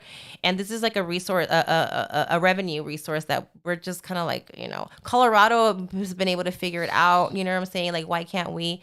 And so I think that we need, well, as far as like federally, we need to make it legal and let the states take care of it. And that way they can also start using the bank systems. Yeah, I think they're having issues and with the money with stop the banks. being like, rated by the DEA and all this federal stuff that can Right. still come on you. So, okay, you have your permits, you paid everything, but let's just say you pissed off the wrong guy, they come and pop your stuff because whatever, because you have a friend that is, in the federal government, and now you go pop your competition.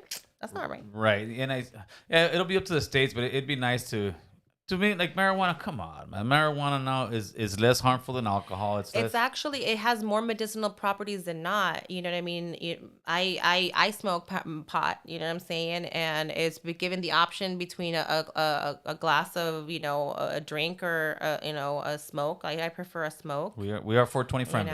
And yeah, no, you absolutely legalize it. I think that it should be decriminalized at all levels, and yeah. Make it so that let's protect the industry too. Like I have like with these big guys getting in there and they want to like tobacco eyes it up. You know what I'm saying? Like I'm kind of scared about what's going to happen with the cannabis. Let's keep it organic. Let's keep it small. Let's keep it accessible. How about the other drugs? Heroin, cocaine. I think that utilization should be decriminalized, and I think that we need to see it as a health issue. And it's really sad and stuff, and how people get stuck into some of these drugs, especially like some good people that like you have pain issues and they get stuck really hard and this whole fentanyl thing, and that's a whole other thing. But like I think that this drug problem that we're seeing, it's big, it's getting bigger, and I think it's because we're all depressed. I think that this country's in a big depression in many ways, not just economically. Well, and we're being social media getting us depressed. Okay. Yes, absolutely. I'm so happy that there wasn't this stuff when I was a kid, because quien sabe. First of all, the stuff that would have been documented, and two, like allegedly, no, the police. I know, right? He used to party back in the day. But yeah, no, absolutely. Seeing all of these fake, pictures, even like you see like these girls and they look like this, and then you see them without the filter, they're a different person. Bro. So it's becoming so unrealistic, and you can't even get like it's unattainable, because even the people you're looking at, they don't look like that. Well, I think that goes into why so many kids are depressed now, because they're trying to live up to a standard that isn't real. Yeah, and then they're not doing real world stuff. Like things like like I with my kids, like I'm like, get off of the thing, and once I start like especially with COVID, I kind of like we let them be on there more because that's how they were socializing. Right. But now it's like no, you already have your friends. You guys are doing stuff. The difference in having them do real world stuff, and like the blossoming that I see my children coming out and like wanting to do stuff outside, right? We need to do that more. We need to get people outside. We need to bring, and that's why I do feel we need to address the homelessness problem. We need to get people, clean up our parks and all that good stuff, but we need to be humane about it. We need to have good spaces for these people to come into. We need to staff them with good people. We need to do I believe in the Green New Deal, and people get stuck on the green part. Well, green is because like, let's be serious. We're so behind from the rest of the world and going fossil free and going clean energy. And I think it's going to take a really long time, and we're not anywhere close. But how about the fixing of the broken infrastructure, modernization of the stuff that we could already fix? At the same time, there's guaranteed jobs, there's jobs opportunity. There's, building of buildings that, health centers in areas that right now it doesn't make sense because there's barely anybody out there. But these are our farmers of America. Shouldn't they be able to know that if they got sick, that they have somewhere to go to and the peace of mind and whatever? And maybe it doesn't make sense to have a hospital running there, but we should still care as America because our corn comes from there or whatever. So that's what, a Green New Deal, similar like the Great New Deal, which improves so many things that were already existing infrastructure, built all these dams and all of these parks and all of these things that we still this day are still using, and created this economy of these people who back then were able to buy the houses, and there was loan programs and stuff. None of this stuff exists. It all went away. Good paying jobs, nowhere. Cheap loans, nowhere, unless you're like a mega corporation. All of these things that used to be like, these old people be like, well, you just want this, you just want that. You know what, homie? I'll take what you had. How about that? I'll take what you had. I want a cheap, home loan and access to be able to buy a house in my community Good paying job. and a good paying job Yeah, that's not with too much to ask benefits. for. That's not too much to ask for at all. Please. That is not too much to Pretty ask for at all. please. You could call me Mexican, you could call me Latinx, and you could call me whatever you want in the process. Deal or deal, like that's all I want. And so, I'm a lefty in many ways, I guess, compared to how the politics is now, but I mean, I feel like I'm very commonsensical. When I talk to people, but people are like, okay. You're still centered there a little bit. You haven't fallen too far off the cliff over there at all. A ver. Let's get the phone numbers up, Chris. Let's see who we got calling in right now. All right, let's get this in. You ready? A ver. Vamos a ver. Vamos a ver. Get this on real quick. Let's get the comments up there. See if anybody got any questions. Keep your dumb questions to yourself. And by the way, the district is the 29th district. It goes from North Hollywood over to Stillmar, Sun Valley, Van Nuys, Panorama City, Mission Hills, San Fernando, East Valley, baby, Panorama City, Valley Village, Valley Glen, Toluca, all the Toluca area right there, Toluca Woods, West Toluca, a good chunk of Studio City, it's the East San Fernando Valley. So if anybody out there, I mean, the 170, basically everything there with the 170 touches, on both sides, that's the district. That's the district. Jay, what's going on? You got a question? Talk to us. You're doing good. How you doing, Angelica? Hi, good evening. Everything you're talking about on the podcast sounds great and everything. I just hope everything goes good for you. I just don't want you to get done wrong like Tulsi Gabbard. I agree. I'm with her. I don't agree with a lot of things, but I do agree that she was done dirty, and it's really unreasonable to expect for her to be loyal to a party that let her down.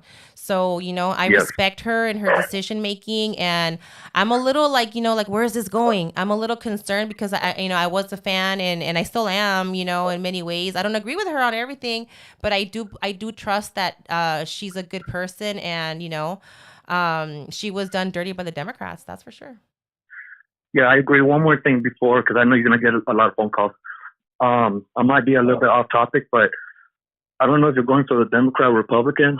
I'm conservative, but the party of the Democrat, what scares me with our people, La Raza, we vote for that party because we think we're minority that party. But as soon as somebody goes in there from the Democrat Party, they try to take our religion, our morals, and then we start complaining.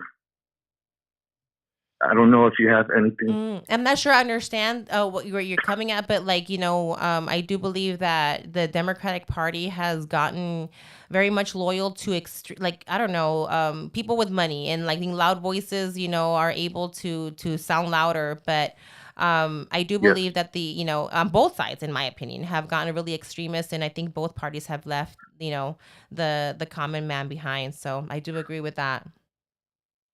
Well, thank you so much. God bless you, and thanks for the call, Gil. For sure. Thank you for the call. Appreciate that, my man. Thank you, Jay. Somebody asked, what do you... Oh, no. Let's get the call. I'm sorry, was that Monique?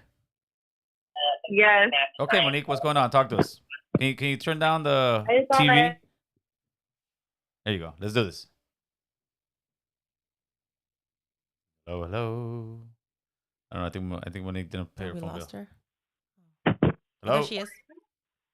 You there? Charlie Holmes. So I'm out of here. So somebody asked, what's your opinion, or what's your take on the? They're calling them. Even it's better. Hector, what's going on? Hey, what's up, man? Hey, I want to talk to you about AOC voting for prolonging the war in Ukraine. Mm-hmm.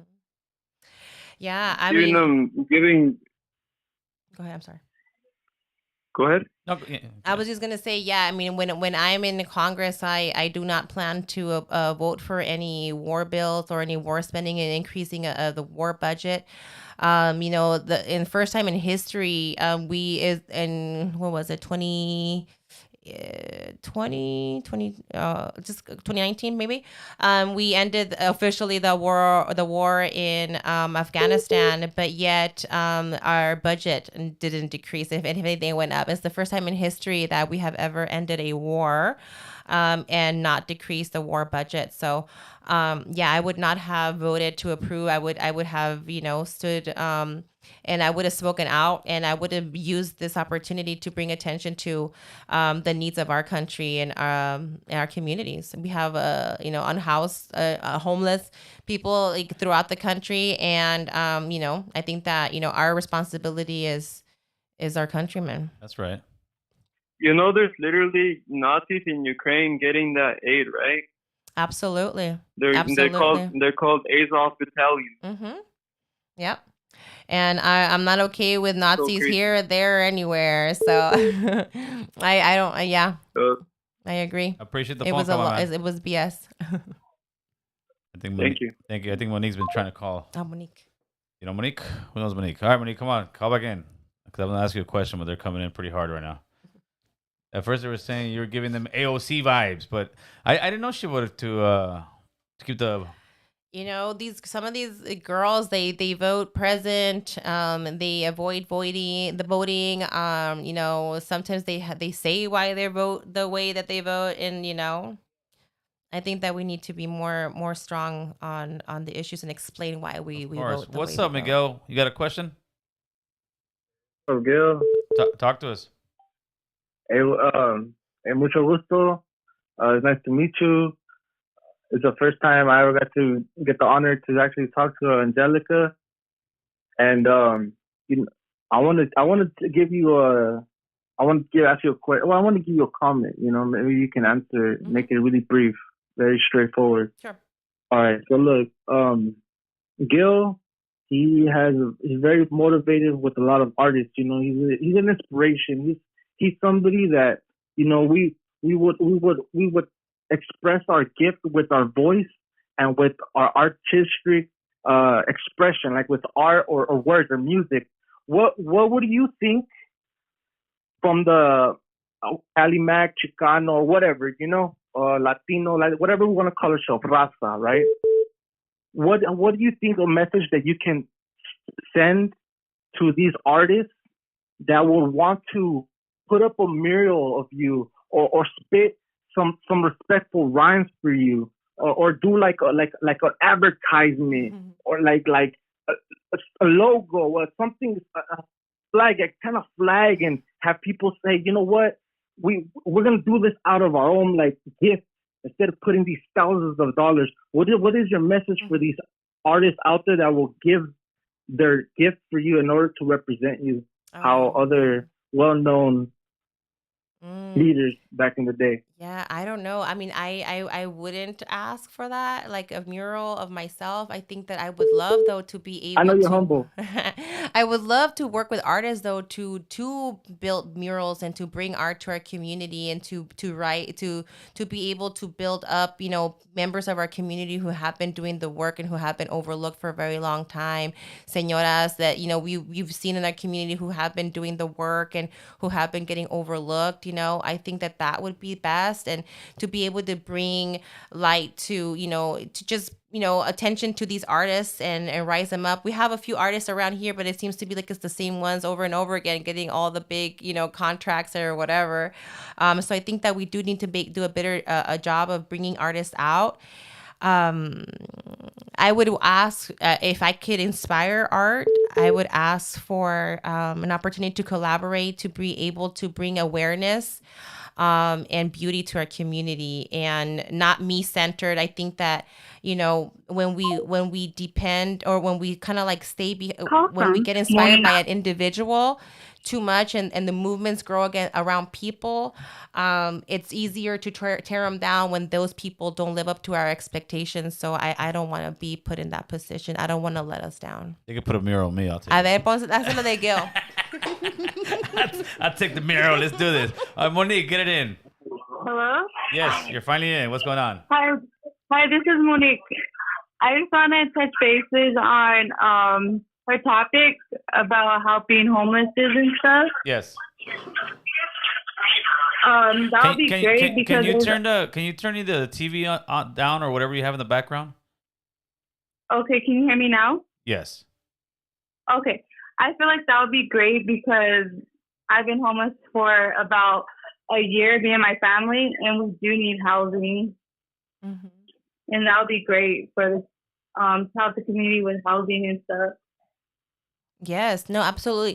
So, like we were mentioning before, we know we need to make it so that actual affordable housing is being built. That we need to break up how some of these properties are being bought up by mega corporations and making it, artificially raising up the prices in rent, and basically making it easier for people to get help. I think that you can prevent homelessness by subsidizing a lot of people's rents. And when you become homeless, all of a sudden you get put in a position where if you have children, all of a sudden your children can get taken away, and your children get taken away and then get put over the foster system, and then the foster parents get like a big old fat check, like $3,000 a month for each kid, blah blah blah. Well, what if you would have just given the mom and dad that money? They would have been able to prevent the problem that caused the whole issue to get the kids into foster. So I think that Exactly. you know what I'm saying? And so these are the solutions that are common sense and that are cheaper. They're, one could say, what is it, fiscally responsible. It encourages and keeps families together, the whole bit. And so these are the solutions that can really be implemented, and it could be cheaper in the long run, and, keep people housed. So I would support and push for these policies and encourage and demand that our local representatives within my district to get these solutions out there. And so, yeah, I would push for all of that. And then more Section 8 and making it easier, and making it harder for people to turn it down, and making it easier for those landlords and stuff to be protected in case, things go bad or whatever. To just make it make sense for everybody. Because me and my family been homeless in a motel for about a year, and it just, they said the Section 8 was frozen and stuff like that. Mm-hmm. But Yep. Absolutely. And all this money that's being spent in your guys' hotel vouchers, all of that money could have been going to help you guys subsidize an apartment, or and even a house. So you're absolutely right. These funds that are already going to you guys could be better utilized. And so, these solutions are not impossible. But they need to be worked out. And I would demand for our local representatives to make those solutions a reality. Thank you for the phone call, Monique. Thank you, Monique. Gil. Thank you, Gil. I always watch the channel, and I'll continue to keep watching. Thank you. Appreciate that. There you go. Getting some good phone calls. Cryptocurrency. I don't think she checked in with Swifty. She's gonna running for Congress. She don't gotta check in. Cryptocurrency. I'm not that familiar with it. It was a guy that was making a comment saying if you checked in with Swift. It's an inside joke. It's an inside joke. Oh man. 8949. You called about 10 times. Let's get it in, man. Before he calls, no, he's there. He's there. He wants. I say he. Mr. Tapia, what's going on? You got a question for Angelica? Yes, I do, Angelica. Nice to meet you. Nice to meet and Gil, thank you for having this important conversation right here. For sure, my man. Talk to us. Okay. So I have a few questions. I'm just going to make it really quick. So what do you think about religion? Are you religious? Do you believe in God or not? Mm-hmm. I mean, I was raised Catholic, and honestly, I'm not sure. I think that there is a higher power. I just by what I've been taught and how life has panned out and what I've witnessed, I really don't know if the Bible is really it. If the if there is the one, and if they are omnipotent and all this, that, and the other. Because from my experience, it's like, well, shit. If he can do that, then what the fuck, right? And so I would like to think that if there is a God, that it's not like the God that we've been taught, like in the Christian way, where that everything is for a reason, and it was all meant to be, and this all happened because of this. I think that there should be a little bit more room for that. I do believe in prayer, and I do believe that there is energies out there, and I pray really hard, and I get amazed by the miracles that I witness and that I experience every day, and how every day is a choice, but yeah. Well, what about the schools? How they're indoctrinating our kids? What's your opinion on that? And that's mainly going in LAUSD. Are your kids also in public school or are they in private school? And when you say indoctrinate our kids, what exactly do you mean? Yeah, I was just gonna ask. So when I say indoctrination, I'm questioning the social emotional programs that are going on. They're questioning our kids to see if they're suicidal, if they have something wrong with them because they got a bad grade. They're trying to make them think that there's something mentally wrong with them. And there's these programs going on that a lot of people don't know about in the public school. And my question to you, and then my last thing will be, how many genders are there? And then that'll be it. Phil, thank you for your time. For sure. And God bless the both. Appreciate it, man. Yeah, I do have 5 kids, and they do go to public school. They all go to LAUSD. I have not been made any aware of any programs that look into that or like any of that. So I'm not quite sure. My kids, I have 5 of them, and they sometimes they get bad grades. They still this day haven't, been put in any sort of program like that. In regards to genders, I think that there's it depends like what people mean by gender. I think that as far as like sexes go, there's male and female. You're born as such biologically, and then there's expression, right? And I think that we should respect people's expression and I have a child that has gone through the whole bit. Is like, are we